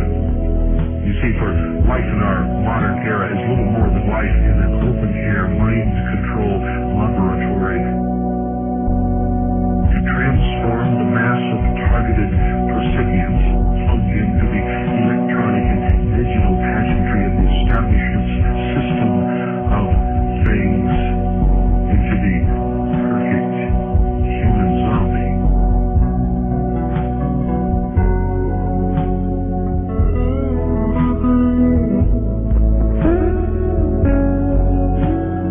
They disguised their true intent and their true teachings, the esoteric. All right, ladies and gentlemen, again, you're listening to the Hour of the Time here on WBCQ The Planet, Tuesday the 26th of July, 2005, with part 10 in the special series with Rob here and his research. And like we try to always arrange for the audience of the Hour of the Time, a special opportunity, and here's another one. Rob is willing to personally correspond with those in the audience who are into delving into this type of research. You can email him directly. You don't have to go through us. It's a special offer. And please don't abuse it. Don't ask him all sorts of offbeat questions that have nothing to do with these subjects. Don't waste his time. Don't throw his address all over every socialist mailing list. Please be respectful. And his email is rltwoco@aol.com. That's rltwoco@aol.com. And again, ladies and gentlemen, please keep in mind, we cannot do this radio show, the free website, 365 days a year, all this, every day of the week, without your generous support. And we need that support. We have a lot of big projects working on right now. And, Rob, this has been going really good. And what are we going to kind of get into now? Well, we're going to continue with the Crusades. And we're talking about the Knights Templars and the Knights of Malta, how they used to fight in the Crusades, and the idea that Islam might have been created by the Vatican to conquer really Jerusalem for the Pope. Let's explain the Crusades now. Okay. Beginning in the year 1096, the Crusaders were the so-called Christians who fought for God and the Pope to free Jerusalem and the Holy Land from Islamic control, and who were later known as the Knights Templars, first attacked Jewish people in Europe, wiping out entire communities.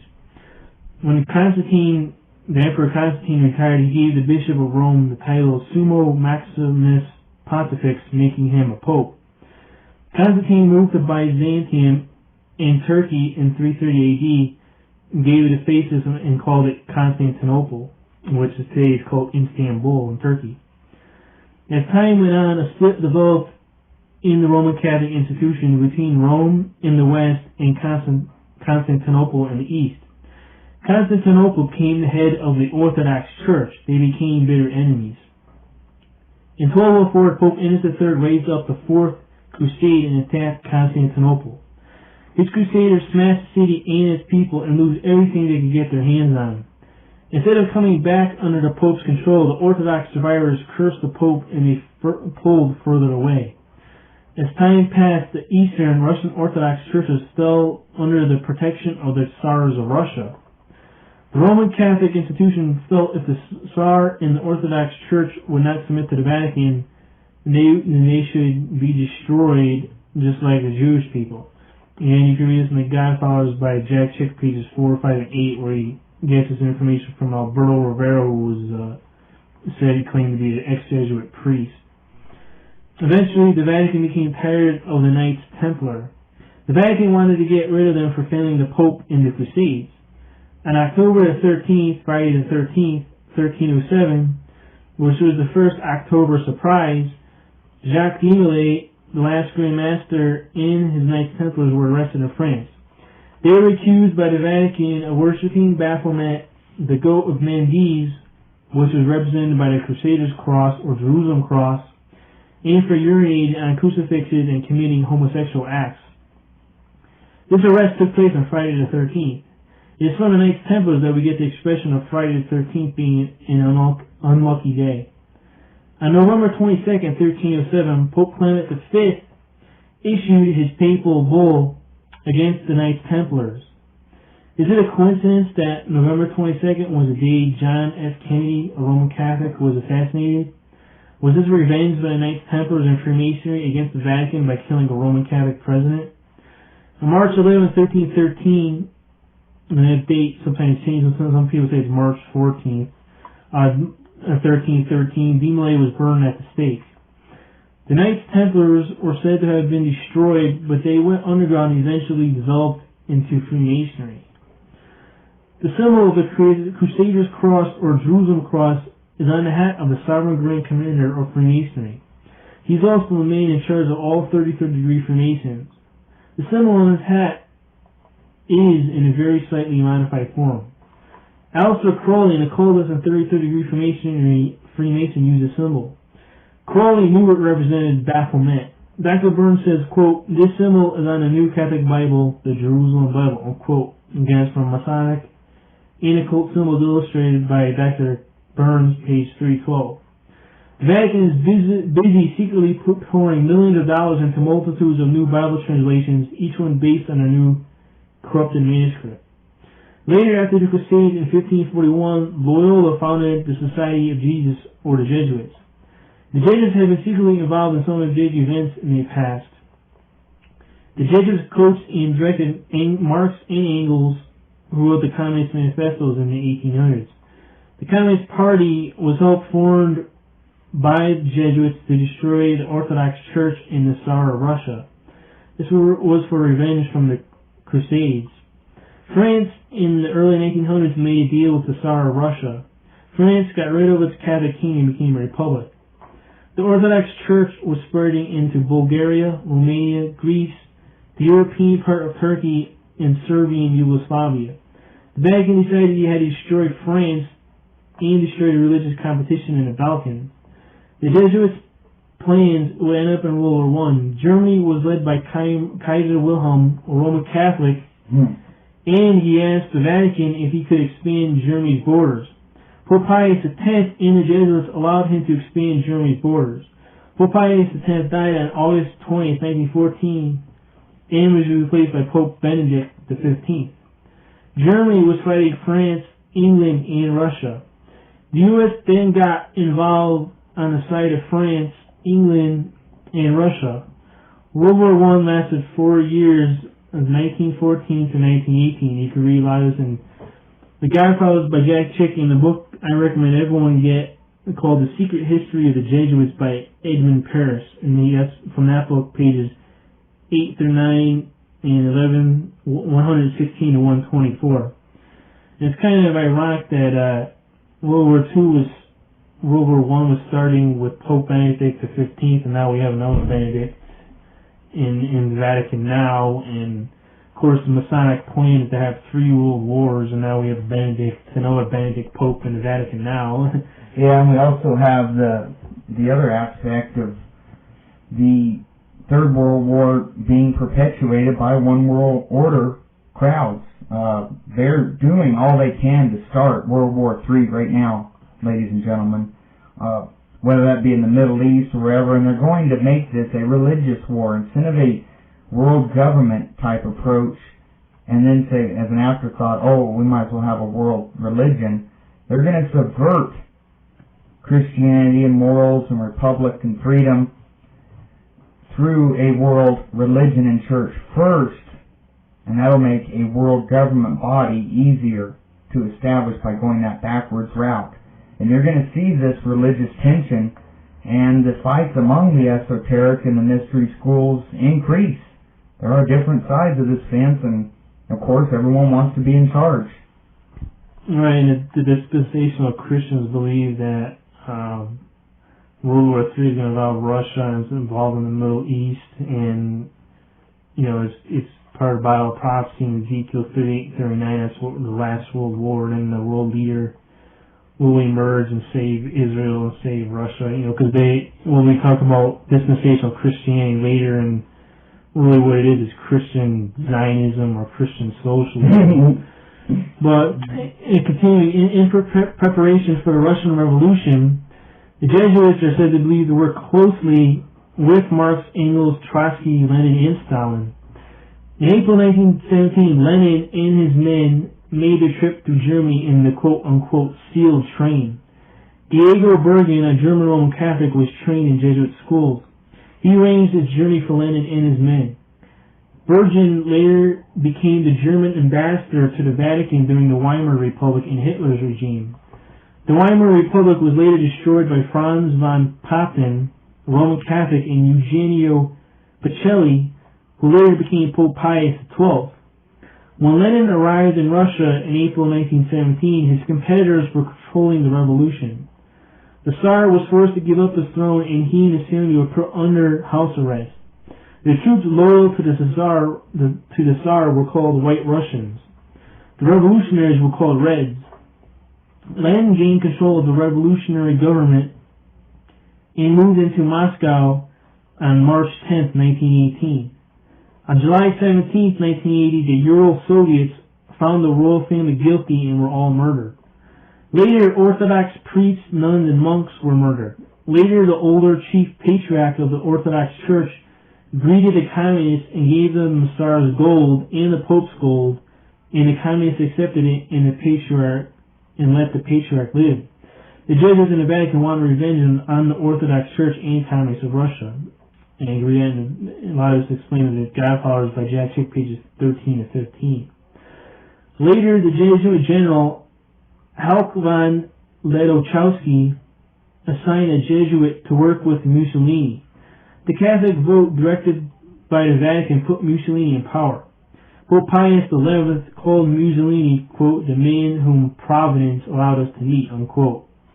And this is explained in further detail in The Secret History of the Jesuits by Paris, page 126.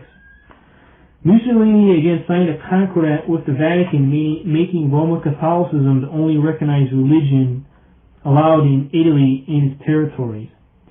Mussolini reestablished the temporal power of the Pope and gave the clergy complete power over the life of the nation.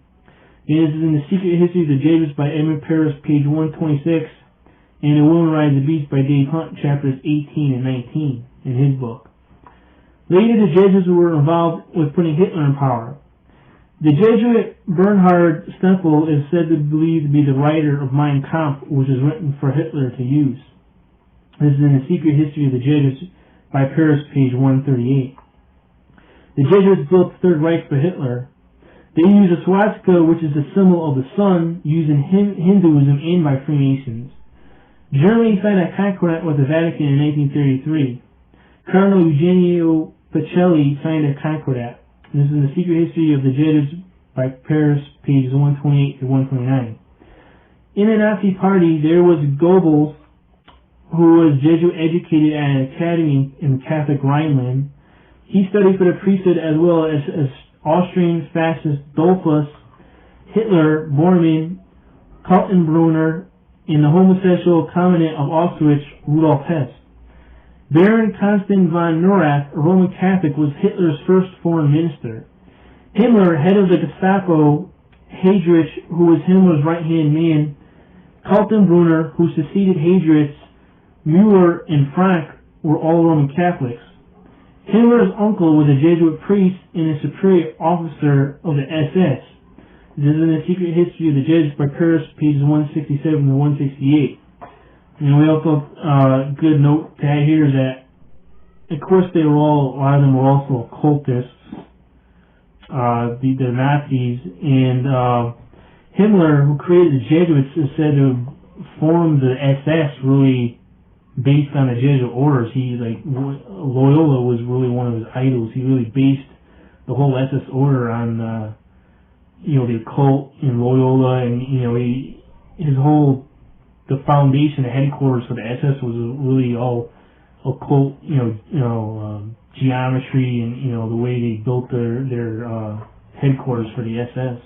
Yeah, Rob, and also a lot of the power groups in the 20s of Germany were esoteric practitioners, mystery school people, ex-Jesuits, for instance, the Vril Society, which was really the mystical, esoteric intelligence on prior to the SS and all the way through World War II Germany, the Vril Society, in case you didn't hear that right, ladies and gentlemen, they were responsible for a lot of the intelligence and the development of the flying craft, the Nazi UFOs, if you will, and they were all esoteric, Jesuit-trained, OTO, etc., and they started back in the 20s.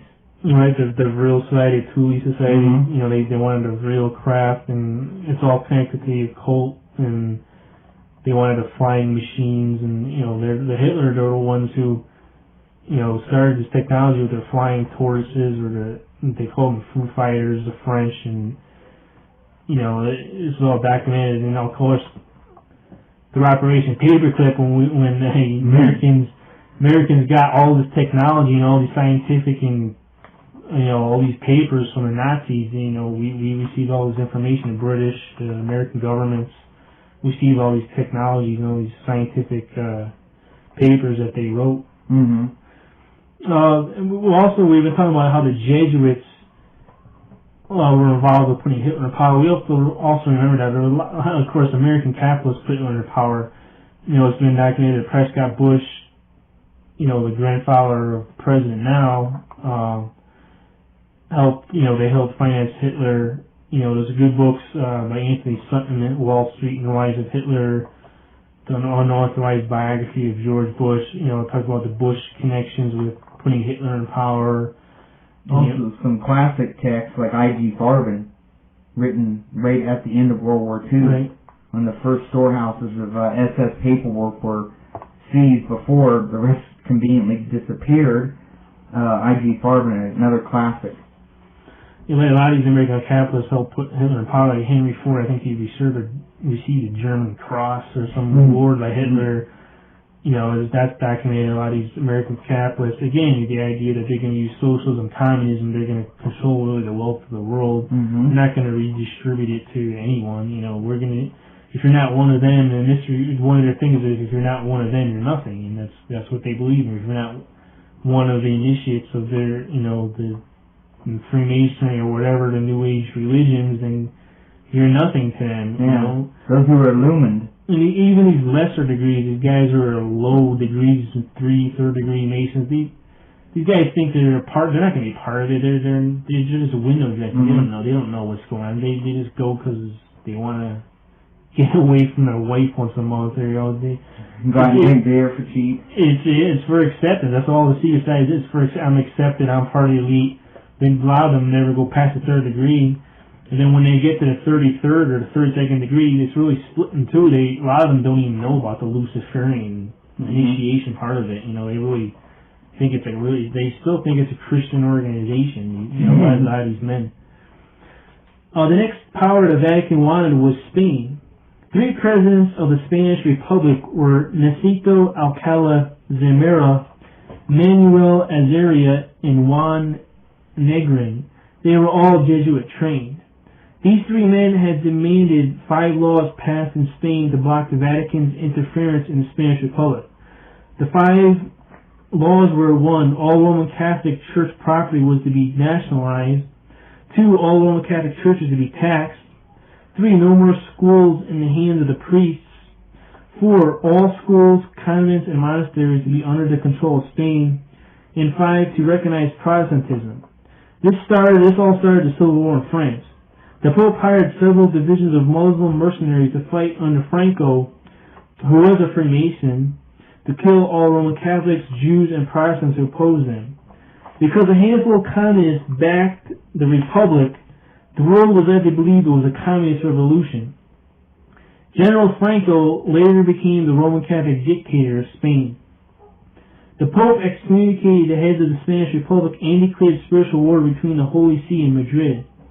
Franco's government was recognized August 3rd, 1937 by the Vatican, just months before the Civil War ended. And you can read this in The Godfathers by Chick, page 21. Pius XI died February 10th, 1939, and Eugenio Pacelli became Pope Pius XII.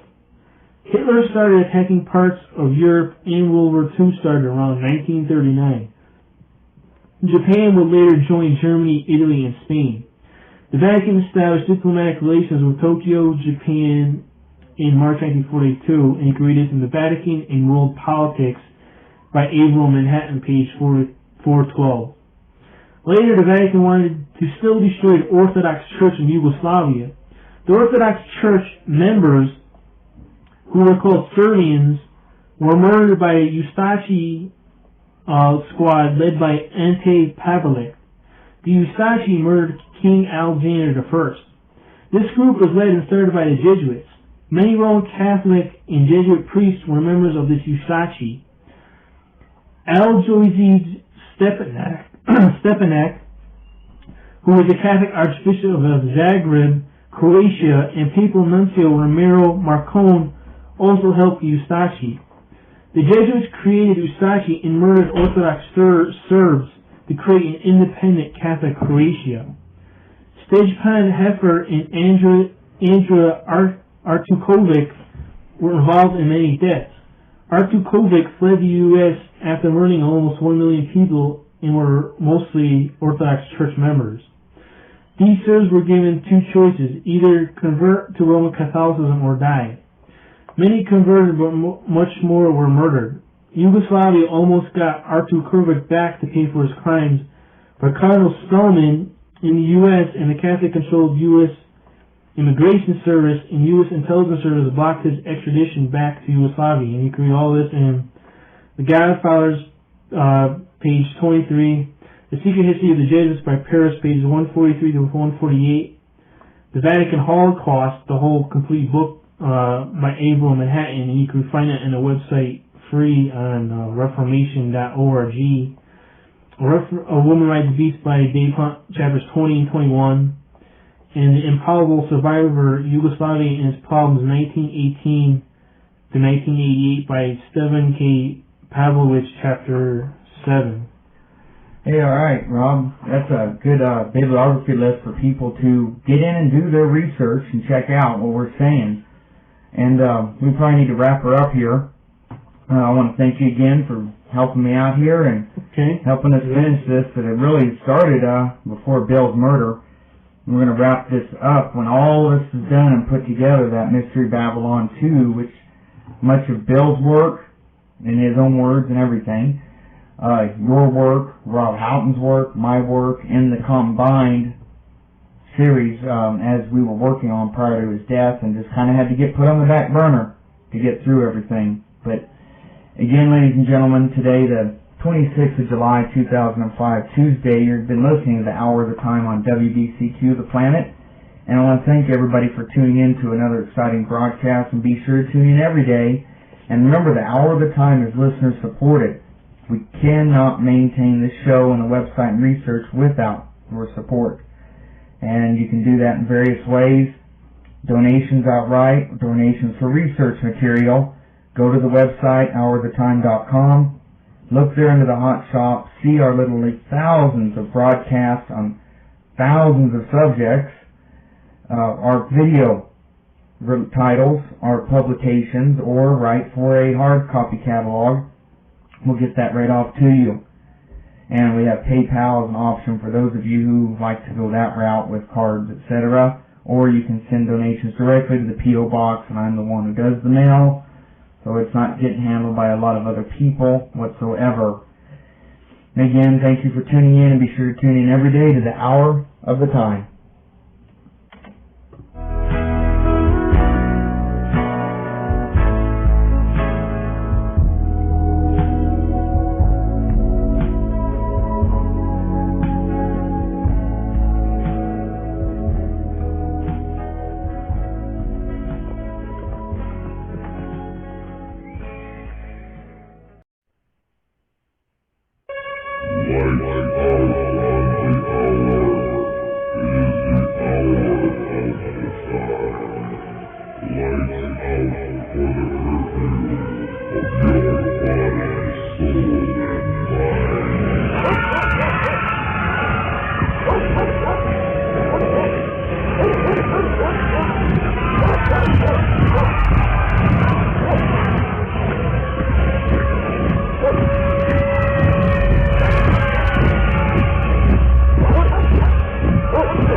What?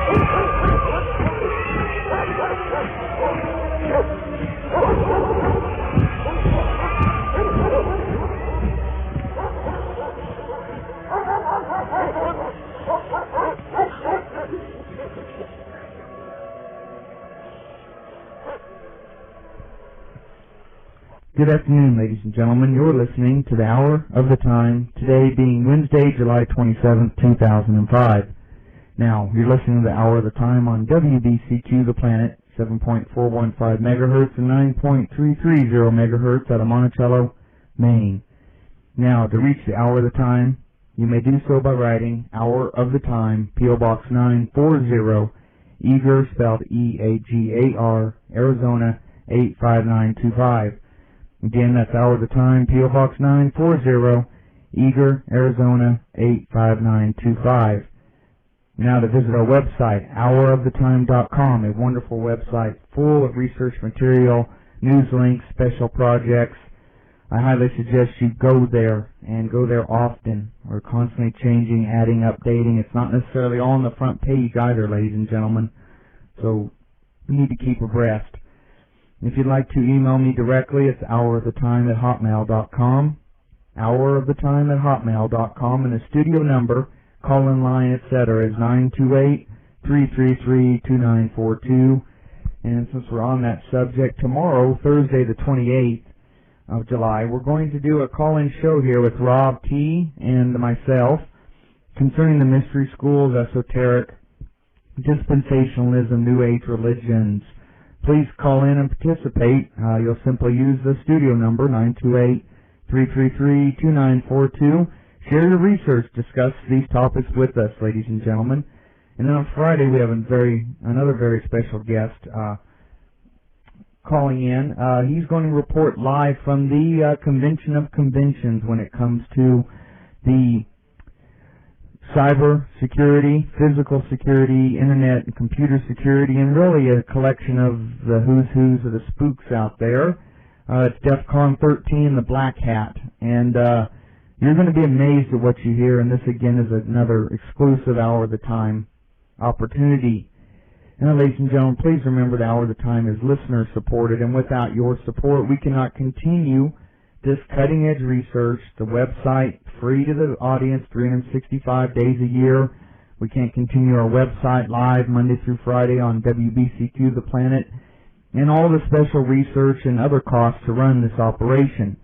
You can donate directly via PayPal, right on the front page of our website, houroftheTime.com, or in the mail to the P.O. Box 940, Eager, Arizona, 85925, and better yet, check out the Hot Shop on the website, and there you'll see the literally thousands of subjects and broadcasts that are covered in our research catalog, as well as our video presentations and our publications, and get you some information in an area that you want to research or in an area you already research and enjoy, and share those with your family and friends and help us with our goal to restore this constitutional republic and our freedoms, and to fight back and stop the world socialist and their goals.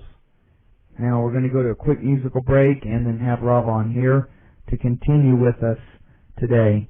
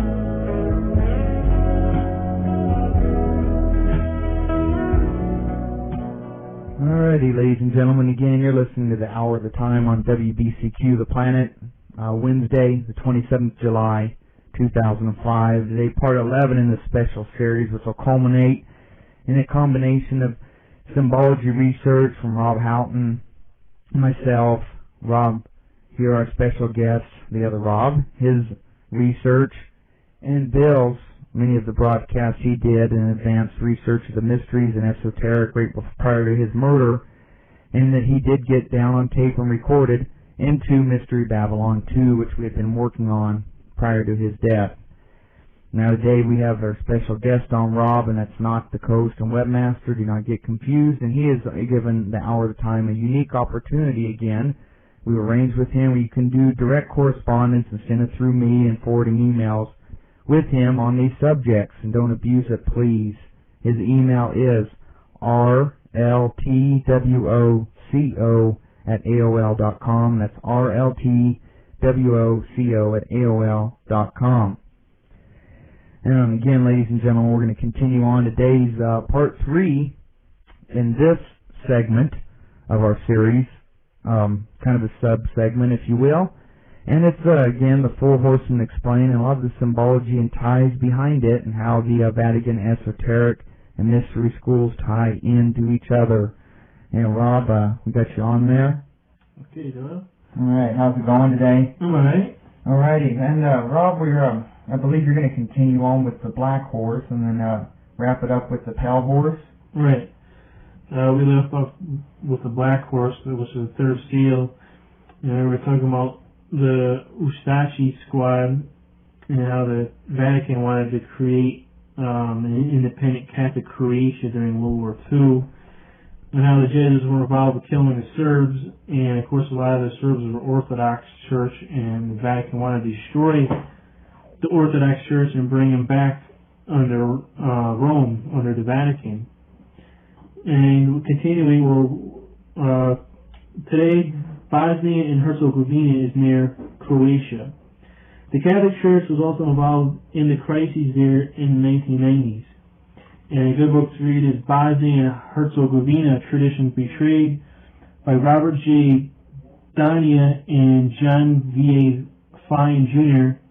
And there's a lot of pages here, pages 8, 10 through 12, 17 through 25, 32, 35 through 7, 39 to 41, 43, 64, 65, 66, 67, 72, 73, 78, 84, 87, 93, 97, 100, pages 103 to 104, 106, 112, 131, 136 to 7, 139 to 42, 147, 152, 155, 162 to 6, 171, 175, 179 to 180, 201, 223, 250, 254 to 256. And, needless to say, this book and all these pages is well documented. They talk about the H.O.T.T and the Vatican and Jesuit connections. Again, it's Bosnia and Herzegovina, Tradition Betrayed by Robert J. Dania and John V. Fine, Jr. And I find it amazing that Archbishop Stepanak, who we talked about last time, who was involved in the H.O.T.T squad, he was later made a cardinal by the Vatican, and Pope John Paul II wanted to make this guy a saint, Stepanak. Germany and the other countries lost World War II. The Nazi Party lost and communism was the winner. Millions of Jewish people and other people were murdered in the Holocaust, which should be called an inquisition, a religious inquisition. The Vatican was unsuccessful and has never recognized Israel as a nation. The Vatican is desperately trying to sign a Concordat with Israel. The Vatican wants Israel and always wanted to move to Jerusalem, as we have said before. The Horror of Revelation, or Babylon, the Great Mystery of Babylon, is the world center of trade, and has always used people and governments to secretly buy and sell as her representatives. Quote, supporting the whore from the beginning were pro-Catholic Jews working as her merchants. Then came the Mafia, the Illuminati, and its Freemasons, along with the wealthy individuals as the House of Rothschild, etc., working as her brokers. The Jewish House of the Rothschilds, who incidentally had been lending money to the Vatican since 1831, came forward with the buying, selling, and amalgamating of millions of shares and other investments on behalf of the Vatican. Remember that Mayor Amschel Rothschild was an inner council of Weishaupt's Illuminati. Rothschild believed in Weishaupt's law of fives. The Vatican's traditional financial transactions have been handled for years by the great banking concerns of J.P. Morgan in New York, mostly for American investments, Hambros of London for British investments, and the Swiss Credit Bank of Zurich for European investments, without mentioning the Vatican's own concerns such as Banco di Roma, Banco Comerciale, Banco Santo Spirito, and other less known but equally skillful entities handling and multiplying the Catholic billions throughout the globe. There are also the solid properties, real estate, lands, industrial, and commercial concerns owned and controlled by the Vatican in Italy, Spain, Germany, Great Britain, and North, Central, and South America. The Vatican's traditional financial dealers are mostly non-Catholic fraternity of Protestants, agnostics, non-Christians, Jews, and even atheists.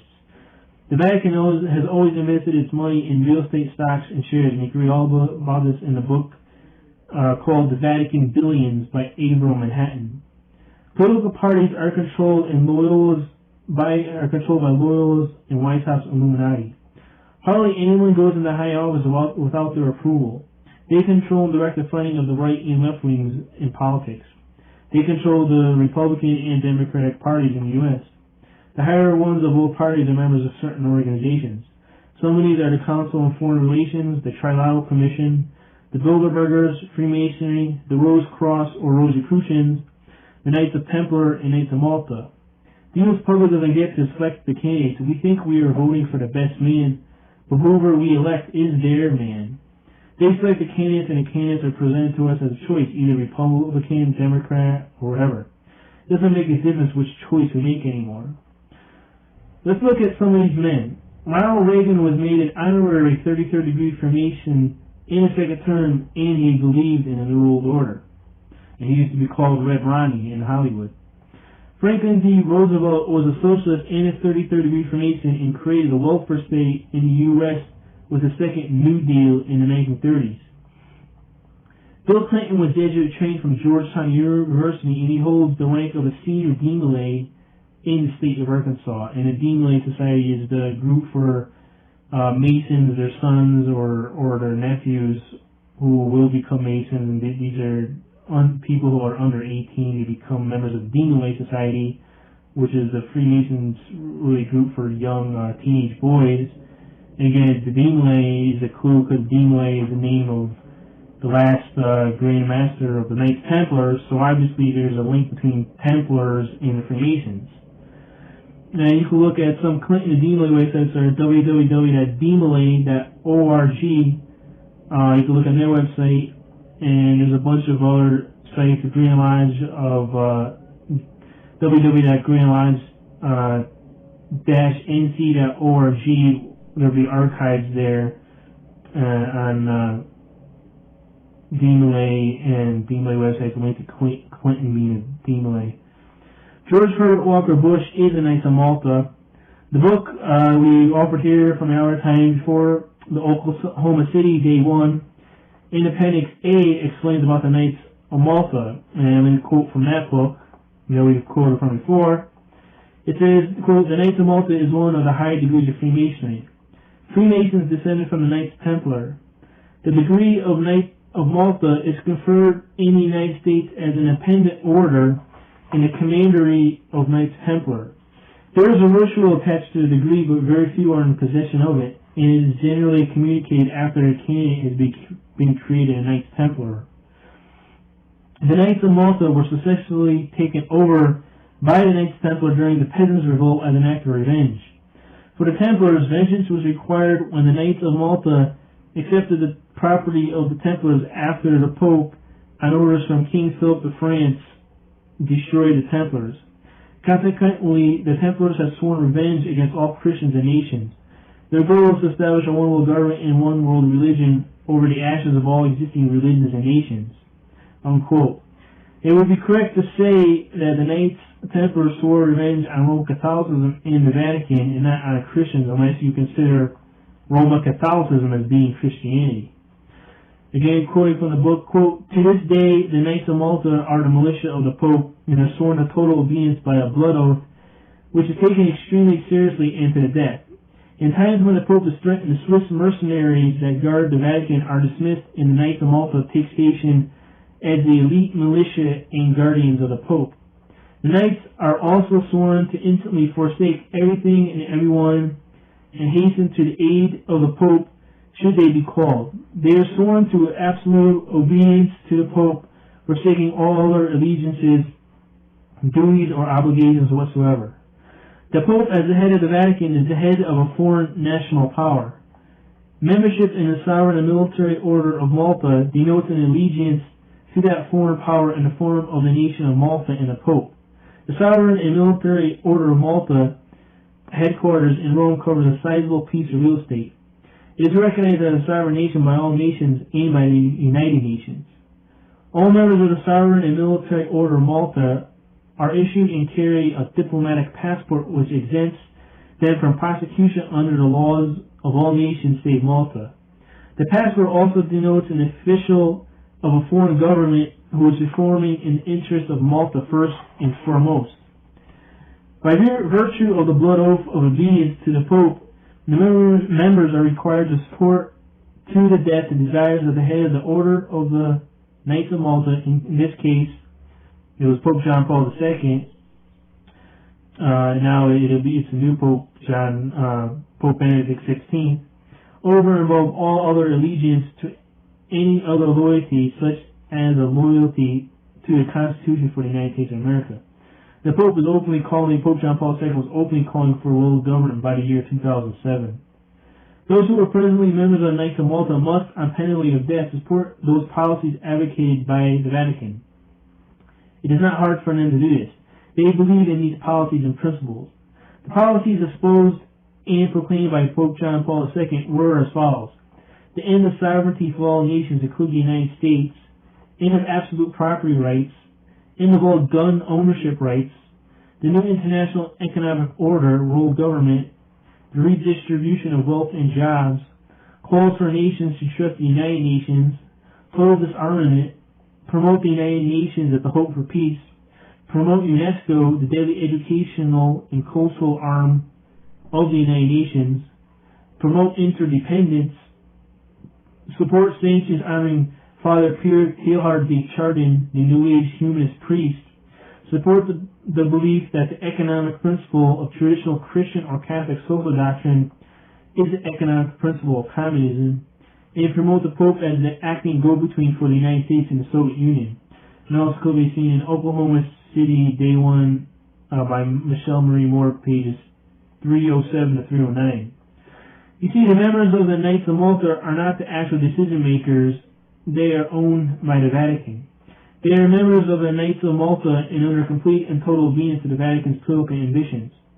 Famous Knights of Malta include Marty Anderson, author of Revolution, a member of the board of the President's Foreign Intelligence Advisory Board, Andrew Bertry, who was the 78th Prince and Grand Master of the Sovereign Order of Malta, Pat Buchanan, who was a journalist and presidential candidate, George Herbert Walker Bush, the former President of the United States, William Casey, former Director of the CIA, former member of the Council on Foreign Relations, and who was also the former head of the Securities and Exchange Commission, he was also the former head of Ronald Reagan's political campaign and head of the Export-Import Bank during the Nixon administration. J. Peter Grace, who was the U.S. President of Knights of Malta and chairman of the W.R. Grace Company. Alexander Haig, who was former Secretary of State. Claire Booth Luce, who's a member of the Knights of Malta also. John McCone, he was envoy to the Vatican for President John F. Kennedy and Director of the Central Intelligence Agency, CIA. Thomas Melody, Ambassador to the Vatican under President George Herbert Walker Bush. A former ambassador, his former ambassador to Uganda in Burundi, and former president of Sacred Heart University in Bridgeport, Connecticut. John D.J. Moore, member of the W.R. Grace Board, ambassador to Ireland under Presidents Nixon and Ford. Lieutenant Colonel Oliver North was defendant in the Iran-Contra affair. John J. Roscoe, founding member of the U.S. branch of the Knights of Malta and former chairman of the board of General Motors and former treasurer of the Knights of Malta. Frank Shakespeare, U.S. ambassador to the Vatican, former ambassador to the Republic of Portugal, was also president of CBS Television, CBS Incorporated in New York from 1950 to 1969. He was also director of the United States Information Agency from 1969 to 73. Executive Vice President of Westinghouse, New York from 73 to 75. He was a Vice Chairman of RKO General Incorporated in New York from 1975. Chairman of the Board for International Broadcasting from 1981 to 85. And Chairman of the Board of Trustees of the Heritage Foundation. The Heritage Foundation is really backed by the Knights of Malta, controlled by Knights of Malta, the Heritage Foundation.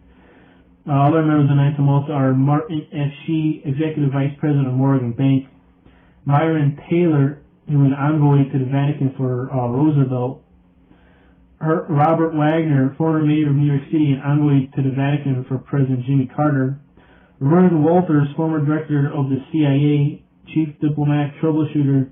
He succeeded Jeane Kirkpatrick as U.S. Ambassador to the United Nations. Paul Rayrick was founder of the Heritage Foundation and member for the survival of a free Congress, and William Wilson, who was the first U.S. Ambassador to the Vatican. And all these people just listed were members of the Knights of Malta. And all this can be, again, seen in the book Oklahoma City Day 1 by Michelle Marie Moore, pages 310 to 311. You can read this book since it reveals that Governor Frank Keating of Oklahoma is a Knights of Malta who knew in advance that the Alfred Murrah Federal Building was going to be bombed. Did Knights of Malta have an involvement in the explosion of the Alfred Murrah Building on April 19, 1995? You should read the book to find out, Oklahoma City Day 1. You might have noticed that some of these men are not and were never even Roman Catholics. You don't have to be a Roman Catholic to be a Knights of Malta. Knights of Columbus, which has its headquarters in New Haven, Connecticut, requires members to be a Roman Catholic. That's another group, the Knights of Columbus. Now, the Knights of Malta are in no way a Christian order. But I find it amazing that Rick Joyner, from the high ecumenical leader, his group is the Morning Star Publications, and Paul Kane, another self-proclaimed prophet from the Kansas City 5, Paul Kane of the Latter Rain movement, Dominion Theology, Joel's Army group. These men were both knighted into Knights of Malta. And later on, we're going to be talking about Rick Joyner, Paul Kane. We're going to be talking about the Latter Rain movement, Dominion Theology, and Joel's Army. The idea, it's obvious that, Dominion Theology, again, they connect to the Word of Faith movement, that they're going to have dominion, and we have to take dominion back from Satan, because Adam committed high treason again. All these moves, the Latter Rain movement, Dominion Theology, Joel's Army, we actually should have found it amazing that these guys are members of the Knights of Malta, because they believe, these Word of Faith leaders and Dominion Theology leaders like Paul Kane and Rick Joyner, they believe in the Joel's Army Dominion Theology, which is connected to the Knights of Malta. They believe that they're going to be the special army that's going to take over and bring in the kingdom for Jesus Christ. Rick Joyner admitted that he was knighted by the Knights of Malta. Country singer Ricky Skaggs, Mahas Chavda, another Word of Faith leader, and it was involved with the Toronto Blessing and Pensacola movements, the Holy Laughter movements from the mid and late 90s. Bobby Connors and others were knighted along with Rick Joyner. Paul Kane was knighted already sometime before Joyner. Kane had a meeting with Saddam Hussein, who was the president of Iraq at the time, which was organized by the Knights of Malta. This is actually really more amazing that, Paul Kane, this Word of Faith leader, self-proclaimed prophet, had a meeting with Saddam Hussein sometime in the 90s, who was still president of Iraq, and this was organized. This meeting between Kane and Saddam Hussein was organized by the Knights of Malta. That's pretty amazing. And we find out that later on it's been revealed that Paul Cain, the self-proclaimed prophet, Rick Joyner, admitted in his newsletter that Paul Cain was caught in homosexual acts with other men, and he was known to be an alcoholic. And Rick Joyner admitted that Paul Cain did have homosexual relationships, just like Robert Laird, another Word of Faith teacher. And we're going to be playing quotes from Robert Laird and later on when we talk about the quotes from Word of Faith leaders in their own meanings. But these guys are trying to excuse, well, Paul Cain was in error, but he's still a prophet, because they believe that a prophet doesn't have to be 100% correct. They believe that, well, he's allowed to make mistakes. He's growing into the gift of the Spirit. He's growing into prophethood and apostlehood. When we talk later more about latter rain movement, dominion theology, and Joel's army, which is really important, the idea of marches for Jesus and all these movements, spiritual mapping, C. Peter Wagner, spiritual warfare, all these things are connected.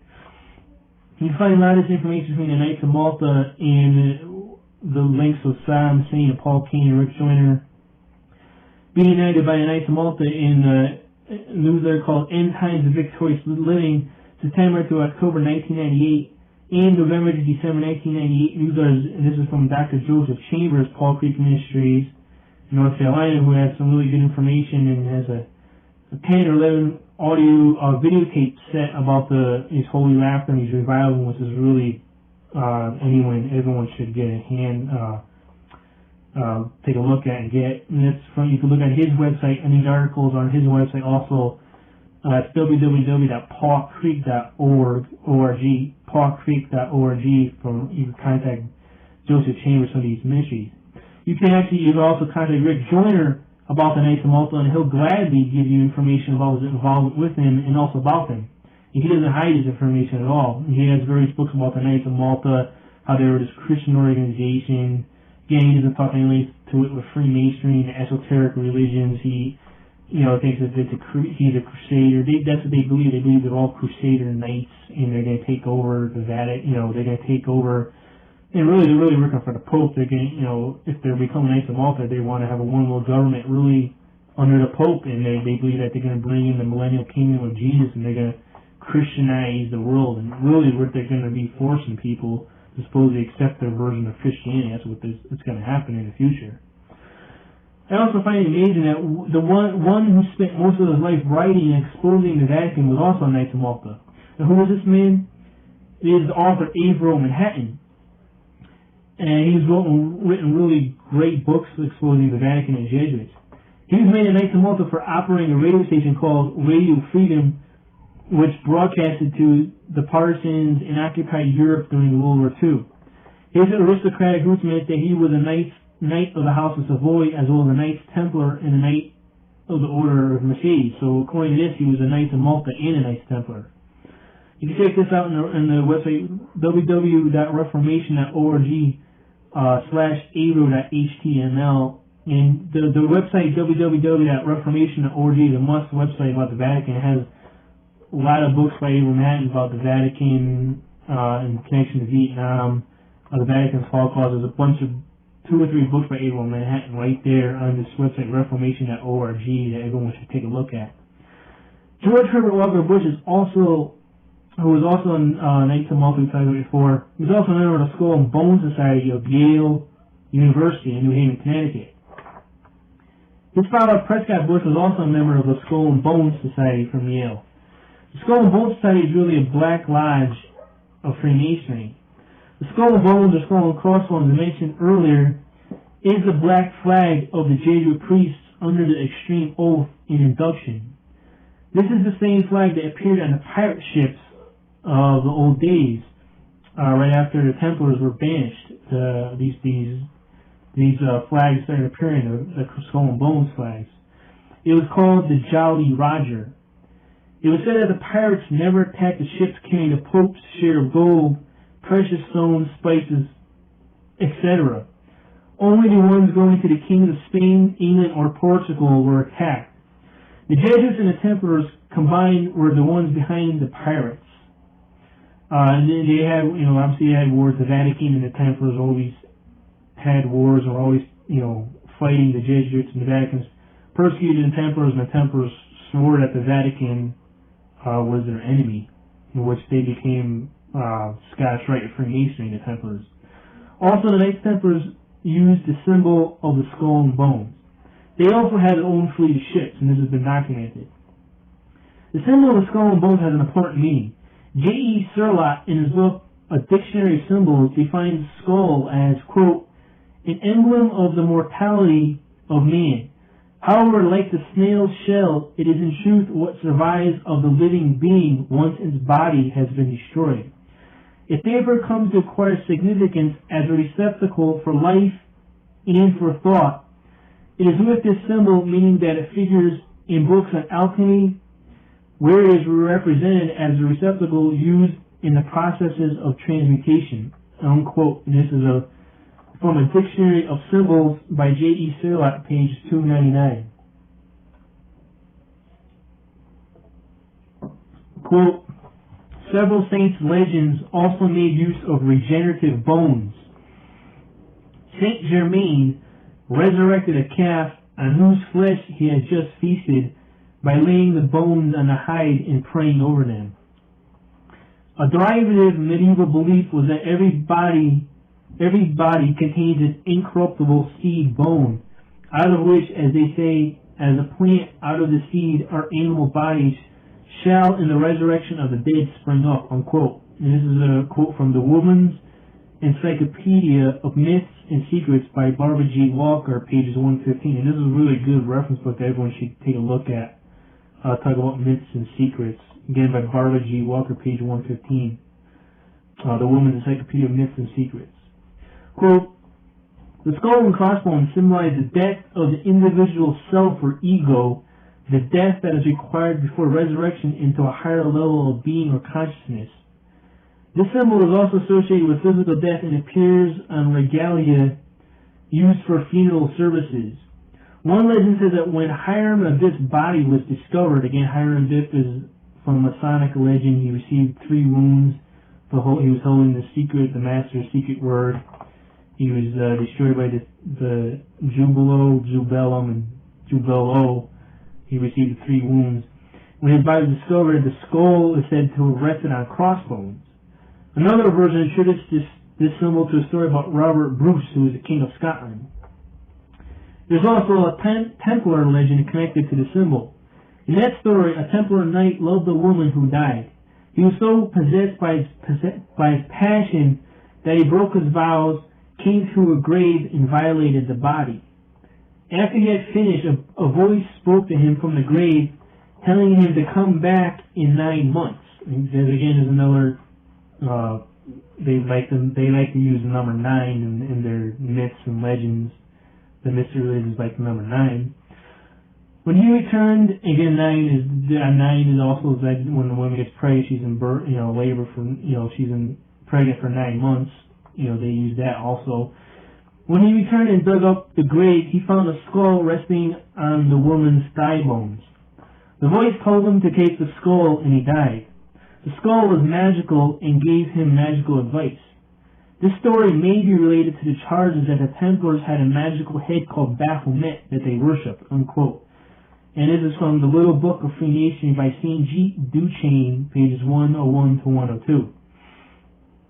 Quote, the human skull is a preeminent symbol of mortality and the vanity of this earthly life, representing at the same time a warning sign and a threat.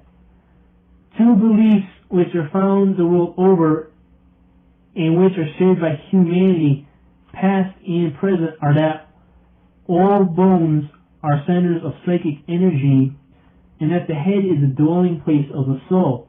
Until well into the 17th century, it seems to have been generally accepted as a scientific fact that the soul flowed in the fluids of the ventricles of the brain, while even in our own times there exists a strong tendency to regard mind as an aspect of spirit, unquote. This is from a good encyclopedia set that everyone should get a hold of and read. This is from Man, Myth, and Magic, Volume 19, and the editor is Richard Cavendish, and this is on page 2,594. Also, in occult philosophy and yoga, the Kundalini is a serpent force that lays at the base of the spine where the loins or genitals are in the front and rises through certain channels or chakras until it reaches the skull or top of the head. The mystery teaches that there are 32 columns in the spinal cord if you count a certain way, and that the 33rd is the skull. With all these facts known about the skull and bones, it is understood why the Skull and Bones Society uses this symbol. Back in those days, the criminal arm of the Vatican began under the guiding hand of the Jesuits.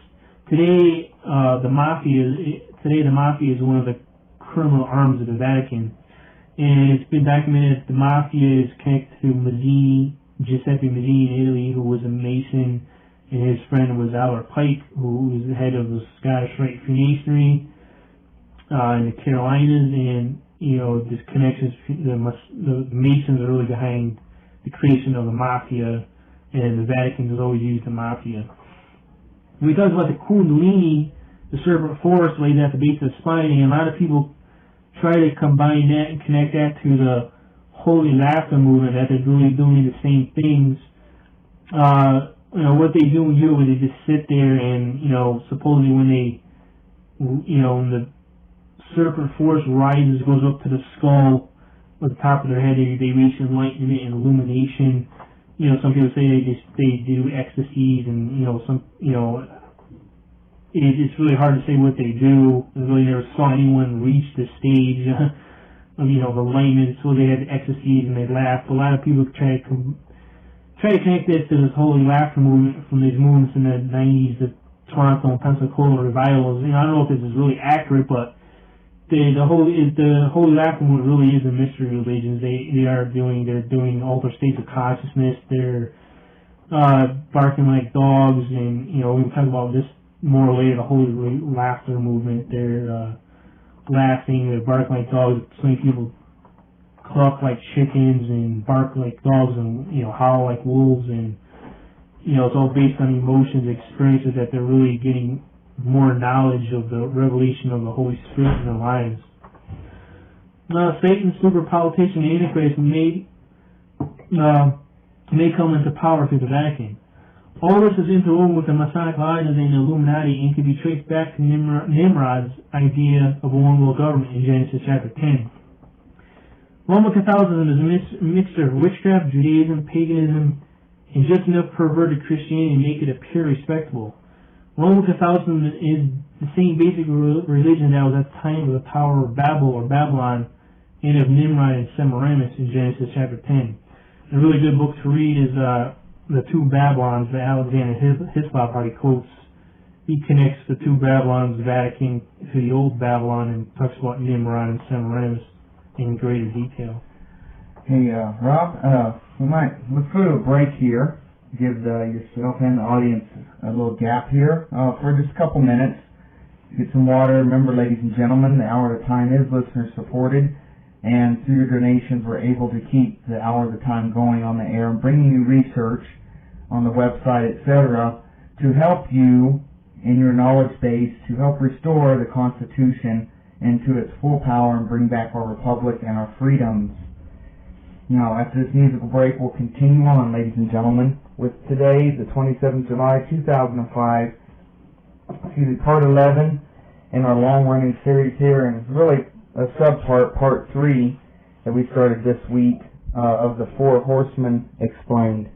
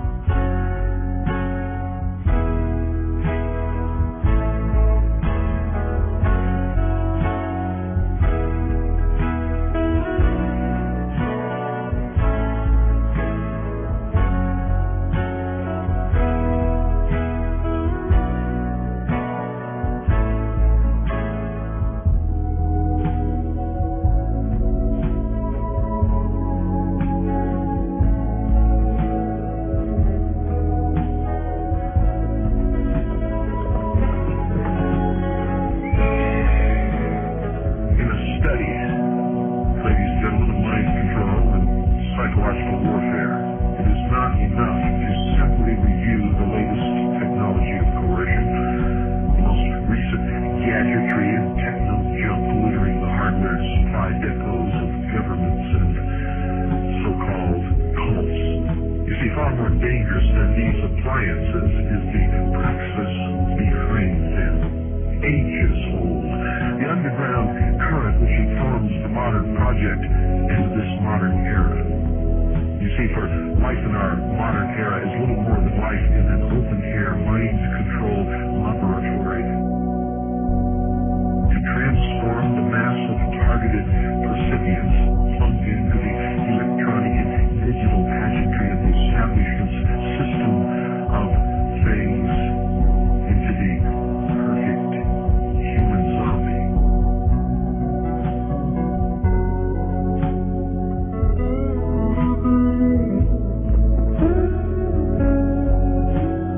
They disguised their true intent and their true teachings, the esoteric, with a system of exoteric descriptions.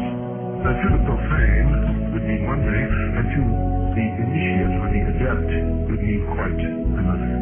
But that was then. This is now. You're already in the New World Order. You're already in the New World Order. World Order. What sort of creature inhabits the modern domain? Who is the modern man? He is the smartest, most advanced individual to ever strut the planet, the most relatively liberated being in history. He scoffs with great derision at the idea of the existence and operation of a technology of mass mind control emanating from the media and government. Modern man believes that he is much too smart to believe anything as superstitious as that. But the truth is, modern man, ladies and gentlemen, is the ideal hypnotic subject.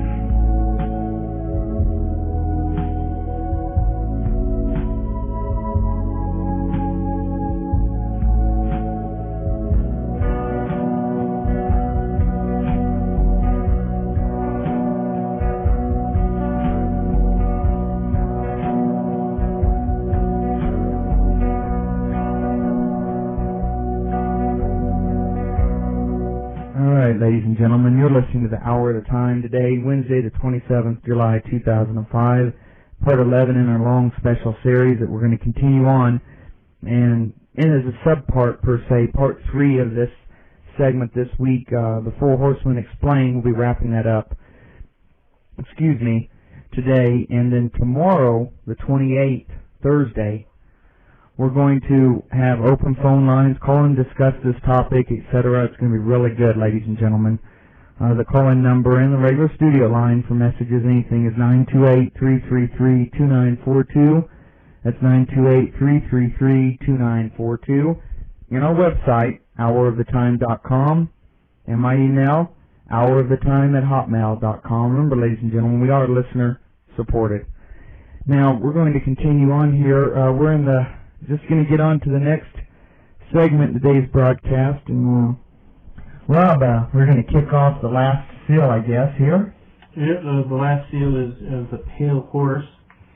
And quote, "And I looked, and behold, a pale horse, and his name that sat on him was Death, and hell followed with him.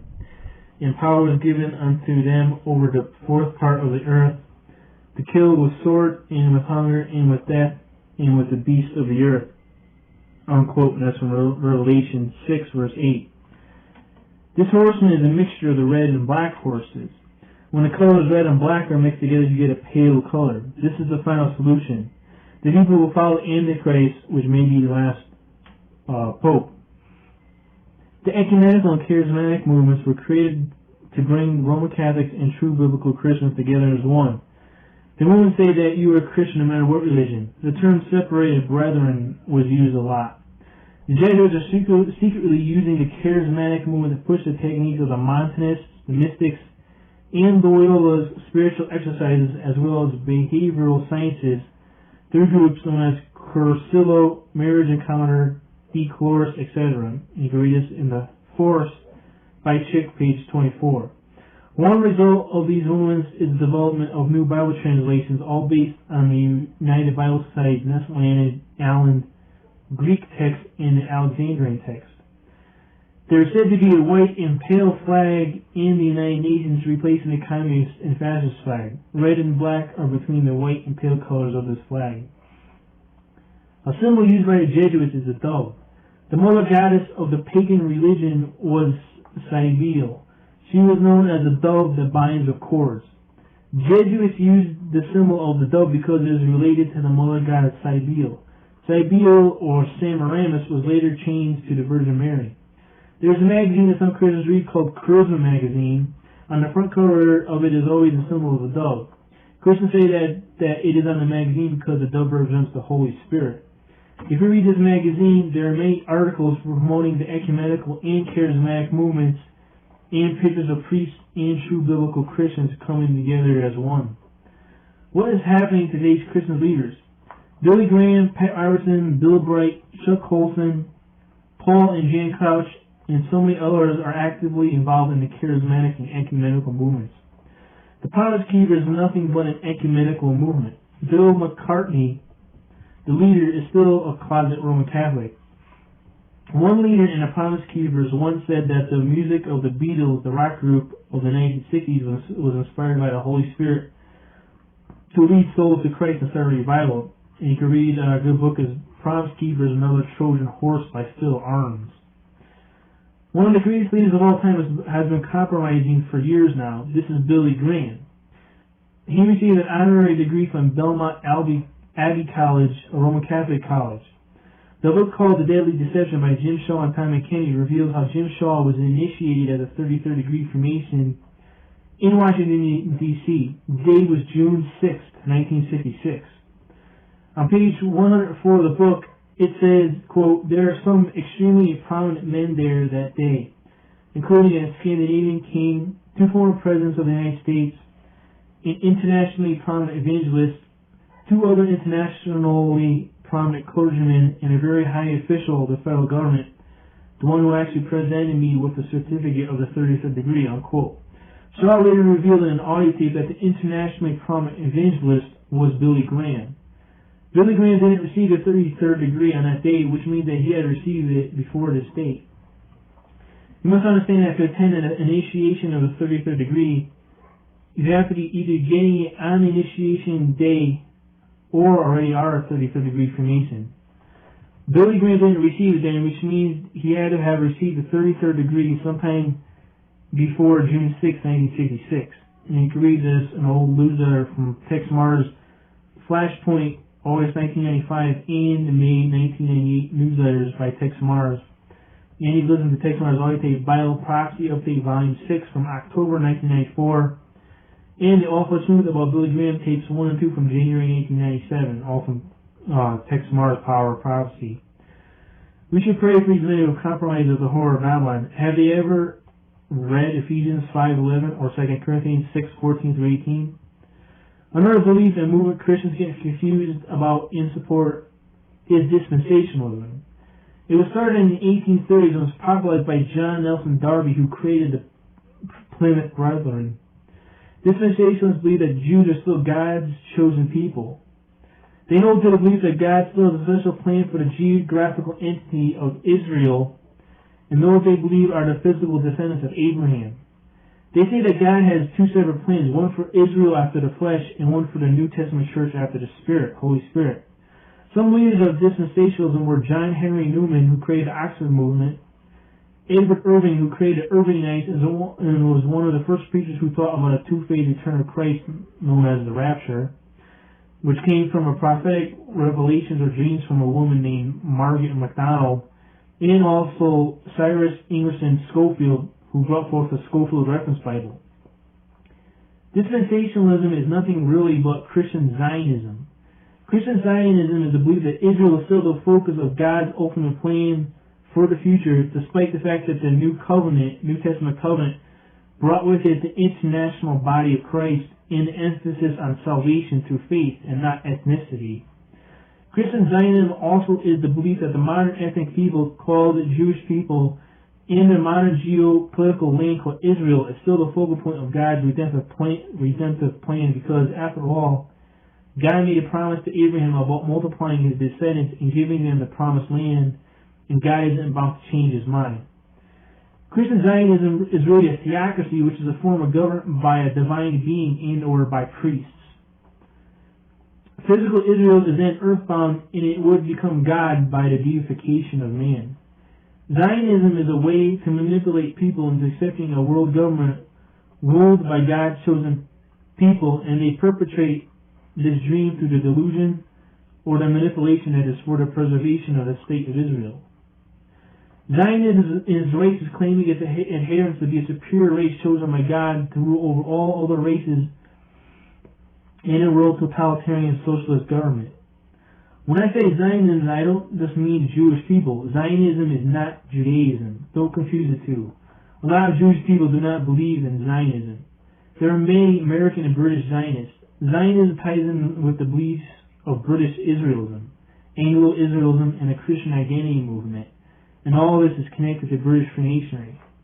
William Branham, the leader of the Latter Rain movement, we'll be talking about later, and we briefly talked before in the series on the Word of Faith movement, believes in British Israelism. British Israelism begins with the idea that the Jews are God's chosen people according to the flesh, and that they are yet to receive the physical blessing that God promised Abraham, and that they shall receive these physical blessings in the millennial age. In this belief, dispensationalism also follows. Dispensationalism is Christian Zionism. But the British Israel belief is an enlargement of the Jew race myth, making the 12 tribes of ancient Israel, including all the Adamic race, which has as its modern manifestation in Anglo-Saxonism, centered in the British Empire, with the throne of Britain being the throne of Christ, which he shall sit upon after it is removed to Jerusalem, and he returns to earth to rule the nations in an earthly paradise. This is all supposedly God's divine will. The tribes of Ephraim and Manasseh are Britain and the United States respectively. This is what they believe in. These people believe that the destiny of Israel lies with America and Britain. They believe that America and Britain are the true and only seed of Abraham. Some teach various versions of the doctrine of the serpent seed, which says that Eve had sex with the serpent in the Garden of Eden, and the result was Cain, which is how blacks or other races came from. This is all total garbage. Some of these beliefs tie in with the beliefs of Mormonism, that is that Lucifer and Jesus had war in heaven, and the ones that went with Lucifer, their babies born with black skin. Jerry Falwell publicly says that he is a Zionist. The Vatican's real power is the political and economic control they have over the world. And you can read, again, The Two Babylons by H.O.T.T and The Woman Rides the Beast by Dave Hunt. Vatican City is believed by many to be the Mystery Babylon of Revelation 17 and 18. Mystery Babylon is not Iraq because the woman, which is the church, rode on the 7 mountains or hills, and the Vatican is on 7 mountains or hills.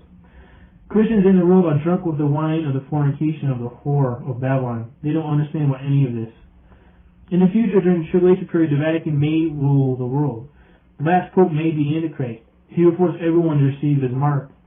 The Roman Catholic institution in Vatican City may be a fulfillment of Revelation chapter 6, verses 1 through 8, and also chapters 13, 17, and 18. Basically, this is the end of the pamphlet that we were, talking about the 4 horsemen of the book of Revelation.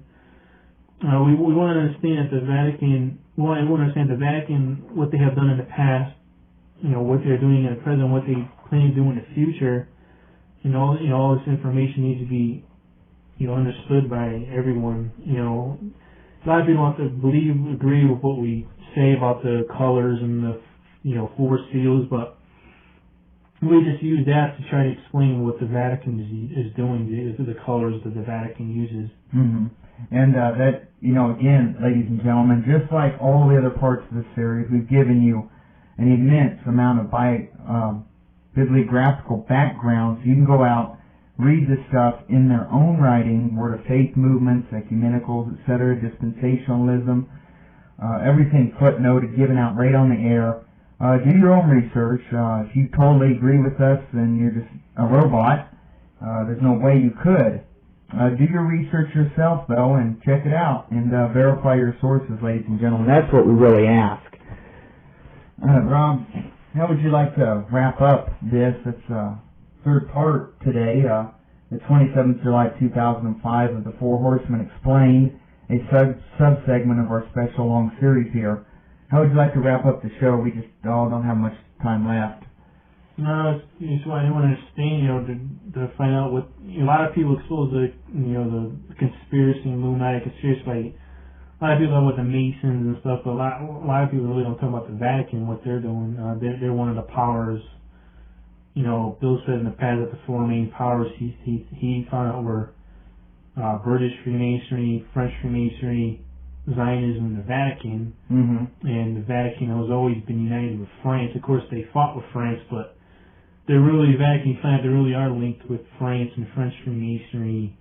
We talked before about the Communist Manifesto written by the League of the Just in France, and the League of the Just in connections to the Jesuits writing the Communist Manifesto. Exactly. The Communist Manifesto was out, and for all purposes, in the mid to late 1700s, ladies and gentlemen. The major exact word-for-word experts were handed out in leaflet form during the French Revolution amongst the streets by, you got it, the people wearing the red Phrygian caps of liberty running around stirring up socialist angst and using typical socialist tactics in the French Revolution.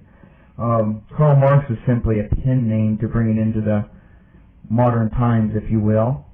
Karl Marx was not much of an intellect. He was quite the pig, in fact, and for him to anybody who knew him or reads the stories of those that worked around him and with him can surely see that he was not capable of putting that work together, let alone the proven facts. It was written a couple hundred years prior. And it does show more of those ties and the socialist tactics of the esoteric and the mystery schools, and really their goal is to use these powerful influences in writing, etc., to unite the world's religions into a world religion and under a world socialist government. And if they have their goal and they succeed, we are going to see suffering and pain and terror like no one's ever seen on the face of this earth. It's going to be a real mess. And ladies and gentlemen, with the hour of the time, you can help fight this socialism, help reestablish our constitutional republic and our freedoms as they were meant to be by our Constitution, our founding fathers. We are the thorn and the last stumbling block in the New World Order's path. And although our government is incredibly saturated with New World Order crowds and the practitioners of the esoteric and the mystery schools, they have not completely succeeded yet here, but once they do, it is basically lost in this world for individual freedom. Hey, Rob, why don't we, let's wrap her up for today. It's been a good long show anyway. I want to thank you for doing this with us. Okay, thanks. And ladies and gentlemen, again, remember tomorrow is call-in day to discuss these topics that we've been covering the past 2-3 weeks. And we've still got a bunch more to cover that you'll be hearing in successive shows. And Friday, another special guest on covering technology and security from the Convention of Conventions, as far as that field's concerned, the Black Hats and DEFCON 13.